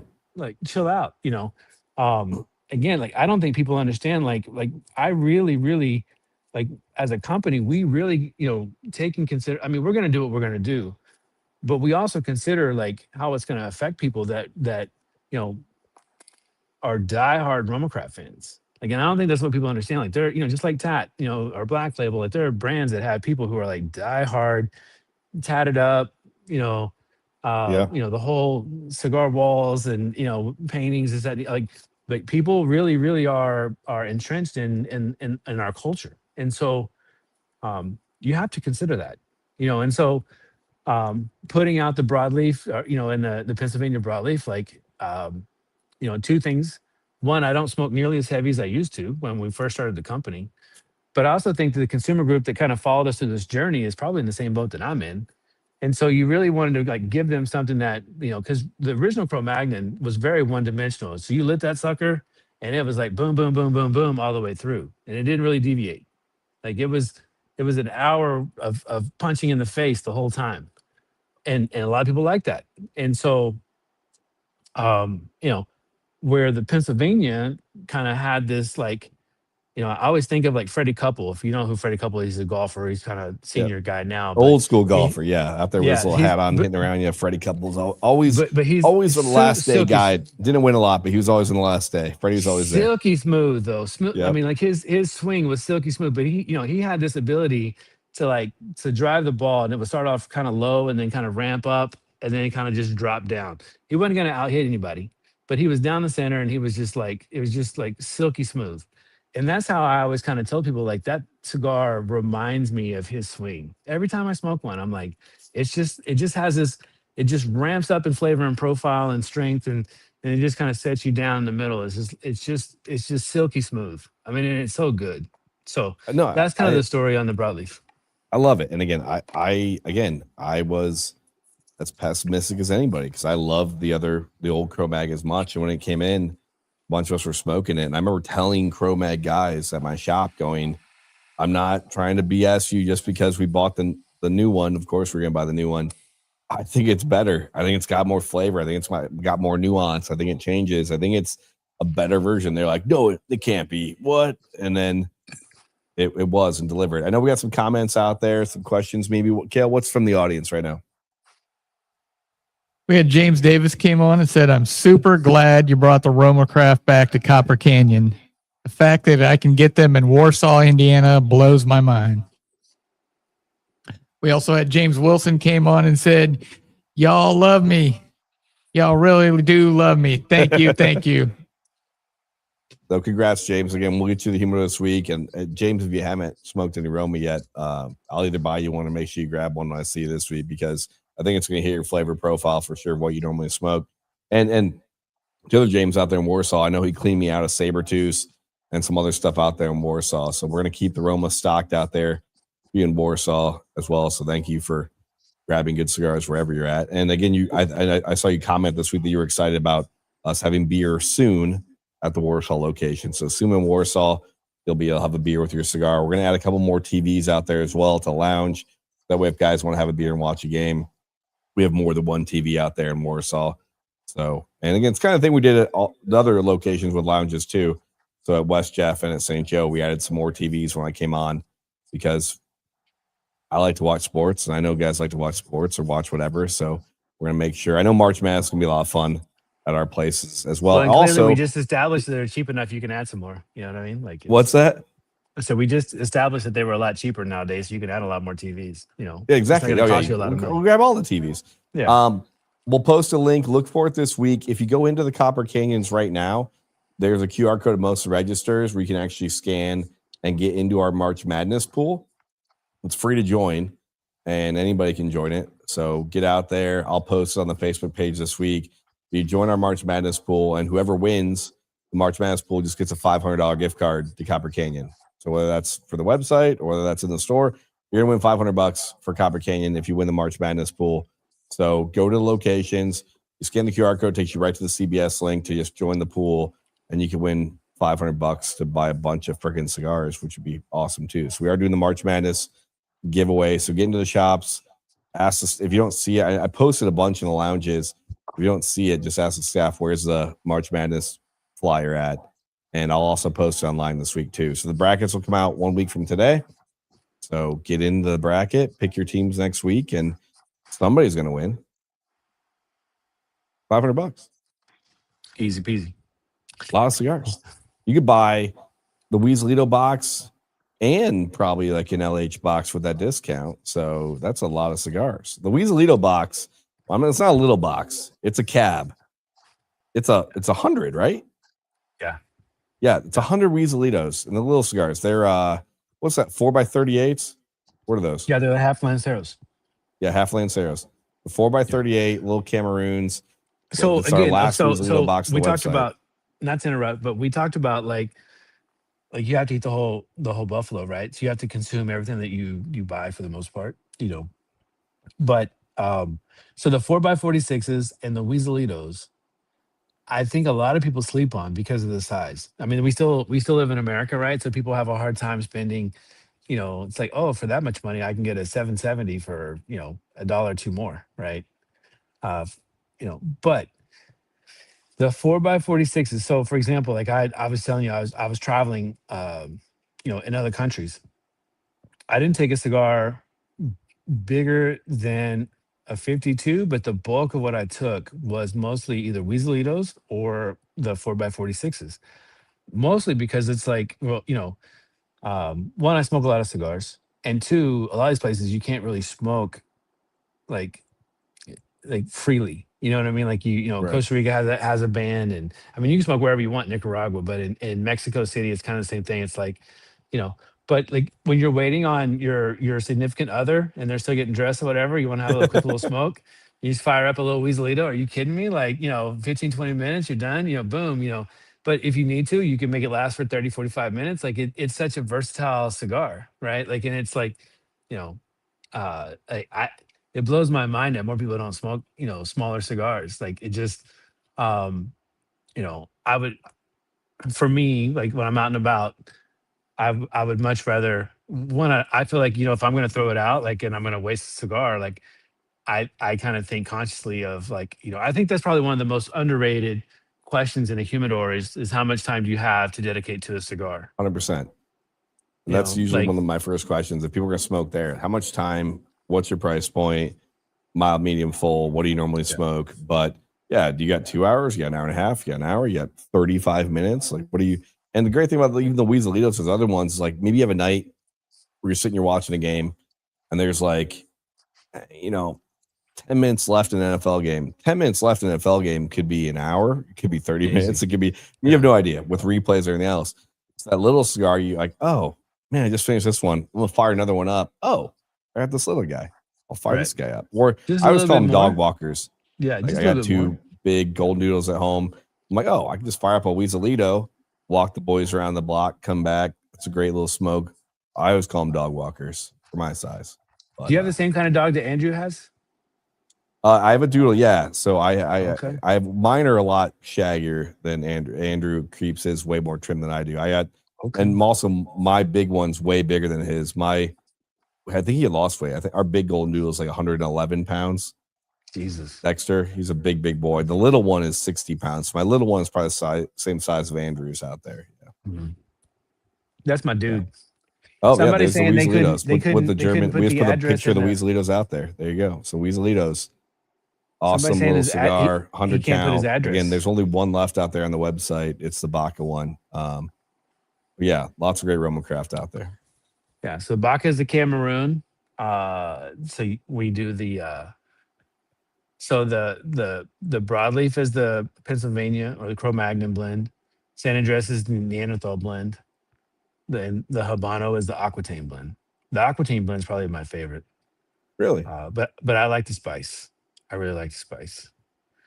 It's like that's my jam. My wife also messaged me. She said you are very polished on the podcast. She said you're doing a great job, Mike. Oh, thank you very much. Thank you. Any questions from so- the gallery out there, Kale? We had a couple. We had Amanda Trogdon came on and said Joe has yet to recommend something that we don't like. Got to grab me a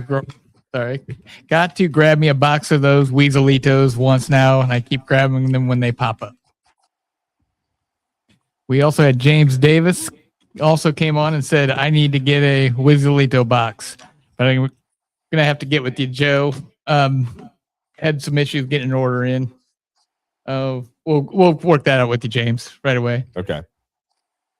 Yeah, definitely. Again, I know when you get to the checkout, if you use Spring 26 at the checkout, it should work. I tested earlier. So once you grab the box and you get all the way to checkout, there's apply a code. You hit Spring 26 and then hit apply. It should come in. So if you have trouble logging in, I'll message you after the show, James. But yeah, once you get to checkout, there's a little option for the code out there. You hit Spring 26, hit apply, and should do a discount. And tested it before we went on. So that should good. And I think also, if you click on the offers section on the website, right on your main page is offers. And under offers, it shows all the deals out there. You can hit apply under the 26% off, and then it should affect everything that you're grabbing. So again, if you have any issues, I'll message you after the show. Make sure you get your Weaselitos or any other Roma craft you're looking at. Again, it's on every cigar on the website, samplers and everything else. So grab whatever you can. It's active for a week. So we're doing this on Sunday. It's active till next Sunday. So you have a week for the 26% off. It's our little spring deal this week for stuff off the website. Nice. How long do these usually go? How are we doing on time? We can cut this off whenever. Usually we go for whenever. Tonight was awesome and pretty fun. And yeah, again, we can wrap it up whenever you want to. We'll do a last calls for any specific Roma craft questions or anything specific to me or whatever, or anything they want me to go back over. Great idea. While we kind of I want to know what's on plan for Roma Craft in 2026. What do you guys have? What's your plan for this year? What are we doing? Yeah, so I am currently working on some blends for my quinquagenario. So so when a person turns 50 and they're kind of getting their 50th, a man of their 50th or person of their 50th. So Skip did his with Ernesto Carrillo 3 years back. Yeah, when's that coming back? Well, I'm working on mine. So I just turned okay, 50. let's hear about yours. Let's do yours. Oh, well, I don't know. I'm still working on mine. I've got some. I'm working on some blends that I've been working on. I just came back from Costa Rica. So I gotta have my team kind of go through and kind of. But essentially, so a lot of people don't know, but in 1998, 99, 2000, I was in Costa Rica. I went to school at the University of Costa Rica, and so what's fun, all my friends were going to Europe to go Eurail and travel through Europe, and I had the chance. I won a scholarship that paid for me to go abroad, um, and I could pick from. I was like Guadalajara, Mexico, Costa Rica, and one other place I can't even remember what it was called, but it was someplace I wasn't really interested in. And so I was scuba diving at the time, and I worked at a dive shop in college. um, I didn't really work. I was kind of like an indentured servant. So basically, I worked in the shop, and they basically paid for my equipment in my class to kind of advance. And so I got all the way up to what's called a master diver, or a dive master. And so anyway, so I was like, I'm going to Costa Rica. So I was like, all these magazines in the store just had like all these cool places, Coco's Island, with all the hammerheads and all this other stuff. So I'm like, dude, I want to go to Costa Rica. Like, you know, I didn't speak a word of Spanish at the time, and I had no idea. I've been to Mexico a couple times, but I didn't really know what I was getting myself into. So I go down there, and so every weekend, I was either in Panama or Honduras or Nicaragua or even in Costa Rica, just scuba diving on the weekends.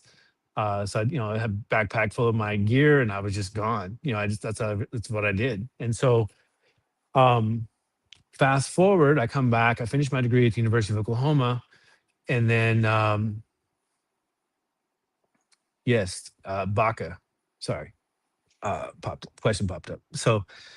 Um, so I spent some time in the States. I came back. So I moved to Austin and started real estate practice. And then in 2004, I went back and I started doing real estate in Costa Rica, and met some people who were making cigars. And that's how I got my foot into the cigar world. And at the time, I was just buying, just their cigars with like a little handwritten note. And I was giving out boxes of cigars to people who were buying real estate or coming in, or I thought they would buy just as a thank you, whatever.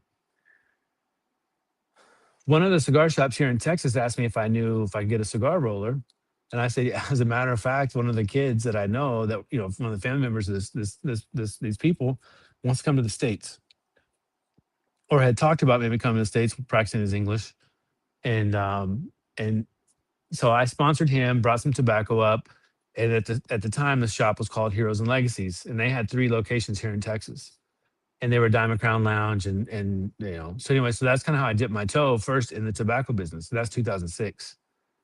And then, another roller and another roller and another roller. Next thing you know, I've got cigar rollers all over Texas.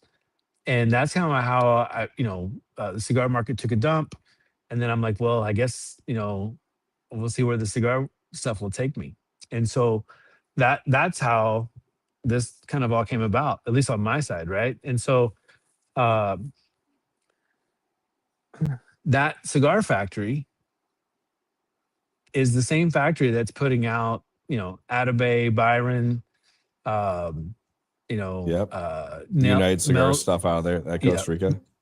yeah, Mel. What is Mel cigar stuff? Oh my Are they God, doing the El Septimo stuff? they do a little bit of the El Septimo stuff Okay. in, the newer stuff, not so much the first stuff, but the newer stuff. Okay.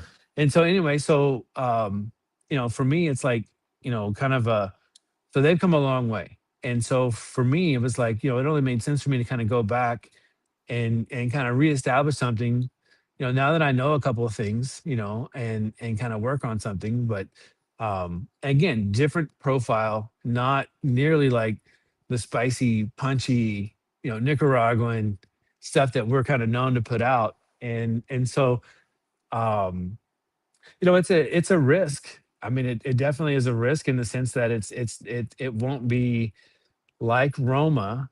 And I kind of am on the fence as to, okay, well, do I kind of lean into more of that nuance, softer side that we don't do?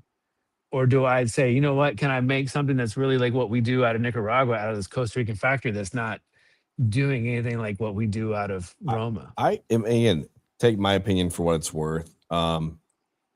I would go probably for the first option, because I think you're going to hit 2 profiles. One, you're going to have the Romacraft guys who've stuck with you for so long. They're going to say, hey, I trust them. Let me try this thing. I know it's not going to be like maybe a normal Romacraft or not, whatever. there's a different market share out there as well to do a more nuanced, different cigar. It's not a punch in your face, Lajero, San Andreas as well. And you guys know the shops you're in, and the shops you're in have tobacconists and talk to people about cigars as well. And I would go for the first one. I would go for a more nuanced, mild to medium blend with some transitions, because I think that's probably what you would rather smoke anyways. Do a cigar Yeah, that I you mean, want. It's your 50th, no, man. Do a cigar that you want to no, smoke. I know, And if I you want know, to smoke but it, people are going to buy it, man. no, no doubt. No, we're beyond blessed. I mean, it's sold before it even lands. You know what I mean? Like it's not even. Exactly. But again, I think about the consumer. I think about um, do I care? I mean, yes and no. Of course, you care. You know what I mean? Like I always look at it. I always kind of look at like how Airbender affected La Flor Dominicana smokers, right? So I mean, if you were a DL 700 or a Chisel or double Hero kind of guy, and then Airbender comes out, and you're like, yo, like this. But I also understand La Flor Dominicana's kind of position of saying, you know what, like you guys already have cigars that kind of fit your palate that are, you smoke every day, all day, Yeah. and there's this whole other market over here that's not even really that we're not even dipping our toe in. That as a producer, manufacturer, artist, what do you want to call it, like you don't want to paint yourself into a corner to where it's like this is all you do all the time. So I weigh all those things, and realistically, what I'm going to do is we'll go through them kind of blindly, um, and kind of re-rate them. I kind of have like my kind of scoring kind of things the way I kind of do it, and then clearly, Skip will have his opinion, and Alex and everybody else on the team, Jason, and but you're right. I mean, at the end of the day, it's kind of the one that I want to go with. But I mean, it's fun, but it's also nerve wracking. I mean, I'm celebrating 20 years in the tobacco business. You know what I mean? Like that's kind of wild in its own. So I'm 50 and I'm turning, 20 years in the tobacco business, and but so I want to put out something I'm really, really proud of. You know, Yeah. And um, I know you will. Kale, what do we have out there from the comments? And Ellen Martin came on and says, does Roma Craft have any cigars with Cameroon wrappers? Kind of thinking about what cigar I'm going to pick up this week at the lounge. If you don't have Cameroon, will you recommend something for me to try? My palate is medium to full-bodied cigars. Okay, and I think that's why Mike said Baca. Yeah, we hopped on. So yes, we do have the Bacas out there. But I'd St. also Joe and say West Jeff. don't sleep on Volstead. So the Volstead is kind of it's a hybrid, right? So it's a Cameroon seed grown in Ecuador, right? It's decadent, it's rich, it has a lot of flavor. It's not spicy, it's not overbearing, but it's like this decadent, rich kind of post dessert for me. It's one of the only cigars in our portfolio where I can go kind of back to back on and just be like, dude, especially the Noble Experiment. Oh my god, it's so good. Like it's I'm so trying to good. think. I'm trying to think of stuff I know is on the shelf right now. I know I don't have any Volsteads on the shelf right now. So if he's looking for You're missing out. Cameroon, I know You're there are missing out. Bacas there right now. I'll talk to Jason this week about getting some Noble Experiments in, because I do miss the Volsteads, having those every day. And the price point of the Volsteads is unbelievable. We'll talk about that Stupid. next week. They're stupid cheap. I don't say cheap, not as expensive as you would think for the quality of cigar. But yes, Dude, I mean, kind of going back to what you're saying. Well, we dropped that 2 years ago. Everybody else is dropping 25, 30, $40 cigars. And we come out with a cigar that legitimately retails between, $8 and $11.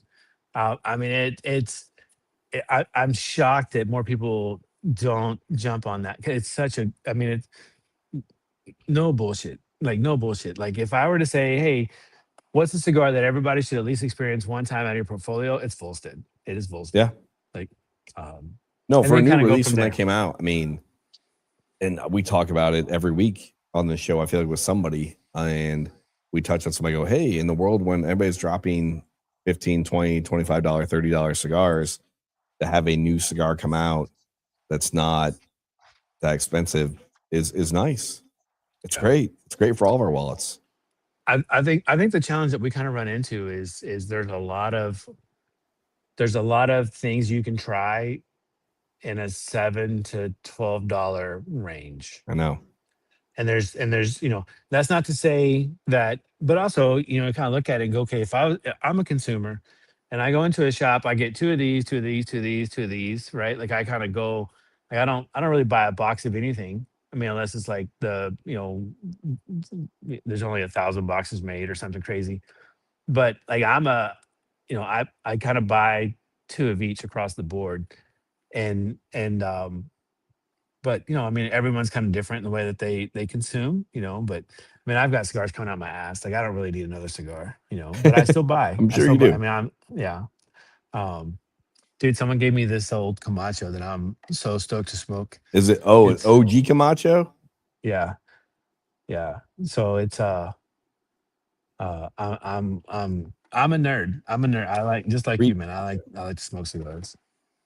No, and again, the best bet for you if you want to try stuff, and all of our loyal customers know this. Every Wednesday at all of our Copper Kings is Wacky Wednesday, so it's 4-1 on everything in the humidor. So that's your best time to grab new stuff, to try some Roma or try some stuff you haven't tried before. So it's 4-1. So you can grab, a couple Bacas, a couple Chromags, a couple Neanderthals, whatever. You're gonna get one for free.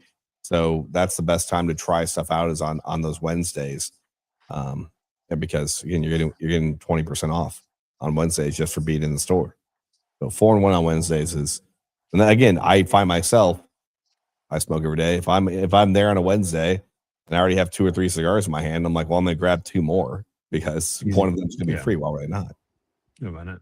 So, well, I think so. We have so Quinquagenario is coming out later on down the fall. I mean, so we'll have that kind of buttoned up, and then it'll kind of go into production, and then it'll be a 4-month post production roll. That's the other thing that people always say, oh, you guys have stuff on backward all the time. It's like, well, we make cigars every day. We make a lot of cigars every day, but we age every cigar 16 weeks. And I always kind of look at it and go, some of these factories have these extractors that can kind of pull humidity out, and get it to 70% pretty quick. And my thought process is like, well, I could microwave hamburger meat and make it brown, but it's a hell of a lot different than if I, fire up the grill and, you know, Get the you know what I mean? charcoals Like it, going and get that yeah, nice heat. exactly. Yeah, Right. there Like you go. it's a totally different process, and taste is a hell of a lot better. And so, um, anyway, so we have El Marinero, which is about to come out. That's the 10-pack craft. So the maquettes are kind of small sample sizes of kind of um, they're just like little nuggets. You know what I mean? Like we don't have enough to make a production run, but we really feel like it's a good enough blend to kind of throw out. I mean, the original Mastranza Craft Maquette was it became a core line just based on the demand, and people were like, holy shit, that was so good. I mean, it made Half Will's #1 cigar of the year, right? Like it was. Yeah. And so then we kind of propelled it into its own brand. And so so anyway, so we have the new one that's coming out, which kind of like a natural. I really feel like, hey, we should do a natural, have 3 sizes on a natural side, have 3 in the Maduro side, just to kind of balance it out. But we'll see how people respond to it. Um, then we have so we have that one, and then we have another one coming out in spring. Um, so Clovis is back in production, so we're gonna have a nice drop, kind of April, May for Clovis. Sabretooth, like I said, GD's coming out next weekend. Um, we have, My Quinquagenario, and then um, I want to say that, I mean, as far as like planned slated like releases, that might be all that we have. Cro-Magnon, Pennsylvania is going to start shipping. We had a production run earlier, kind of closing out the year, the beginning of the year, so that'll start shipping kind of around the trade show in April. Um, and then probably within the next month or so, we'll probably put back in all of like the one-off sizes in Neanderthal, so JCF, KFG, LH, those types of things that will come out kind of probably July, August timeframe, more or less. And so we don't really come out with a lot of new stuff. Like we just kind of drop out some little nuggets, keep it fresh. But for the most part, we just we have the brands that we have, and we try to make them consistently as much as we can to keep up with demand. and still throw out some little nuggets to keep it fresh. You know what I mean? So Yeah. um, And that's the easy. portfolios, it's a good size at this point. And again, there's so many Yeah. different sizes and they smoke differently, and that's why it's fun. So again, if you're a Roma fan and you don't necessarily see something out there that we don't have right now, but you want to see it, always let us know. I'm always taking recommendations because the portfolio is big enough to where, right now I know on the shelf at West Chef, for example, I know LHs and Perfectos are on the shelf. I think there's a couple HNs left, but those were short. I know. But again, if you like the HN, smoke the LH. That Grand Perfecto is unbelievable.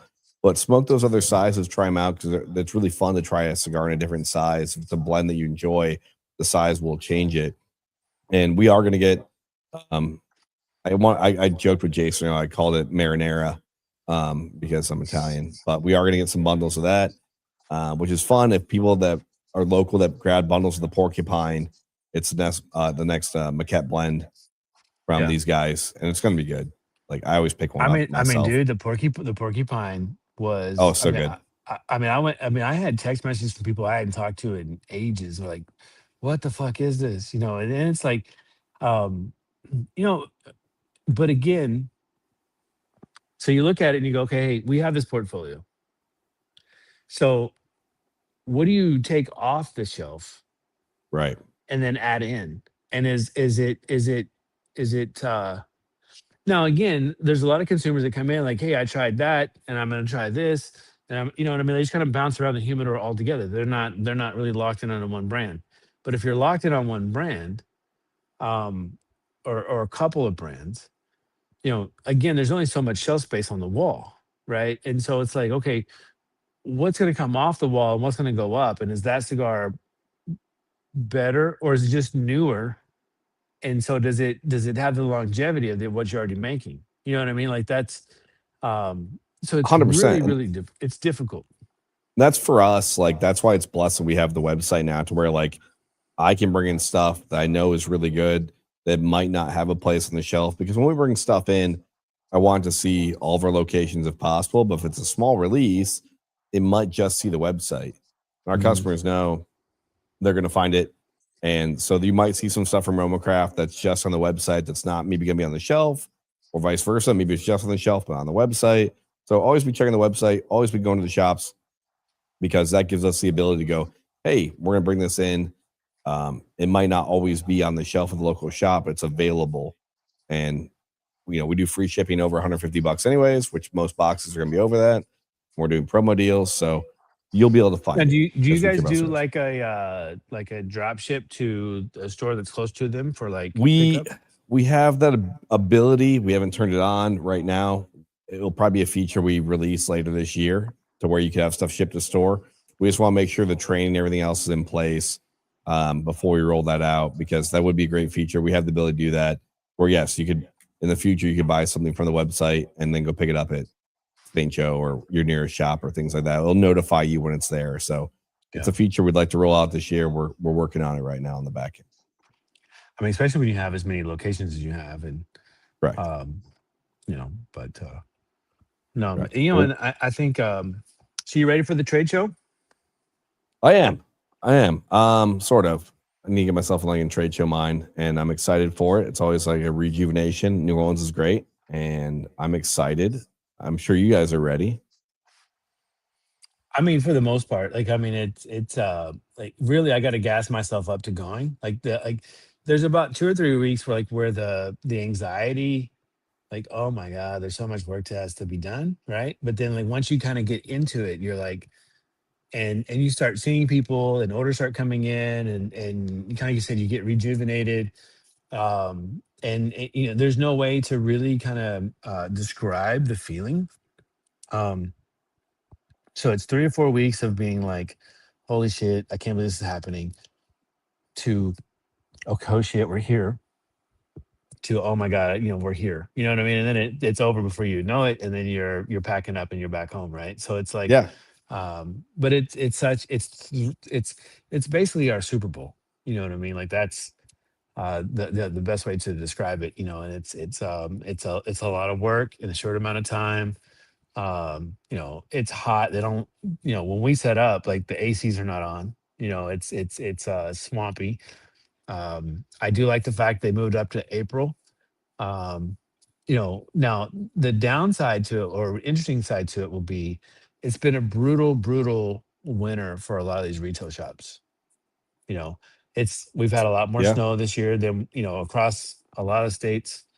And not only just being snow, you've had like really sub temperatures where people are not really kind of getting out, you know, in Pennsylvania and some of these places like where it's just too cold to do anything. And so you kind of worry about like what the response will be. It's like, okay, well, I just had a shitty winter. I didn't make a lot of money. You know, I had to buckle it down and you know, my sales were not really where I wanted them to be. And now I got to come out here and spend a lot of more, you know, money to get new stuff, right? But I hadn't really had the sales because it's too early in the season. I don't have that summer hit, you know. Um, when is the Masters? Last year Uh, it timed up to where we were there, but this is later, so I think it's right before. Because last year the Masters was when we were at the trade show. So I feel like it might be the week before. I'd have to look it up because I so remember so people had the that's Masters that's on the trade that's show. like the rule of thumb. So I mean, like that weekend is like the kickoff, Yeah, right? Like when people are like, okay, like, you know, cabin fevers, you know, I want to get out and about. I want to go, my spring has started, summer started, like whatever. Like that's kind of the jump off spot. And I want to say, um, you know, so we'll see how that goes. You know, that's you know, paying attention to like, you know, retail sales nationally, like it will be hopefully it'll be you know, everyone will open their doors and they'll have killer weekend and they'll have a lot of money to come in and um you know, so we'll see. So yeah. No, I we mean, will you know, see. And obviously, one last thing before we sign off, I'll say is we are going to be at the trade show, and we are going to bring some of the equipment with us. So we're going to do some fun trade show content down there. So look for the channel. We're going to be posting stuff whenever we can. So we'll probably bug you at the booth for an interview or of something like course. that. But Yeah. we're doing some fun trade show content for the YouTube channel and Facebook out there. So anybody that's really into cigars, the PCA trade show is when, again, like you said, it's our Super Bowl. So it's when a lot of people are debuting new product, new accessories, new fun things come up in the industry. So that's when you really get to get geeked about what's coming out in 2026 for cigars. So again, Mike, thank you so much for being with us tonight. Mike Rosales from RomoCraft. And again, Spring 26 is a discount code. Use it on the website, Spring 26, all one word. So it's active for 1 week from today. Use it. And Mike, anything else you want to say before we get out of here? No, thanks for having me on. Thanks for all the questions and comments. It means the world. It's the affirmation that, you know, you kind of, you love to hear and see. And you know, for the people who are on the fence who've never had anything, you know, come in, talk about it. You know, I'm available. My Instagram is Smoke Roma. Shoot me a message. I'm always available. I always try to respond. I might be a day or two late, but I do try to respond. But I'm grateful for the following and for the, you know, the, you know, retail partners that put the, you know, the emphasis in, you know, help getting our brand into people's hands. And so it's my honor to be here, and I'm grateful and I appreciate you guys. All right. Thanks so much, Mike. So for Mike Rosales, everybody out there in the chat, James Wilson, congrats again on the win. And again, everybody out there sharing, if you share, comment that you shared, we're going to do the La Roma de Cuba giveaway stuff on the next episode. Ashtray, rocks, glasses, cigars, and lighter. For Joe Pasquale and everybody out there, thank you for being a part of our Cigar Chat Live. Stay smoky.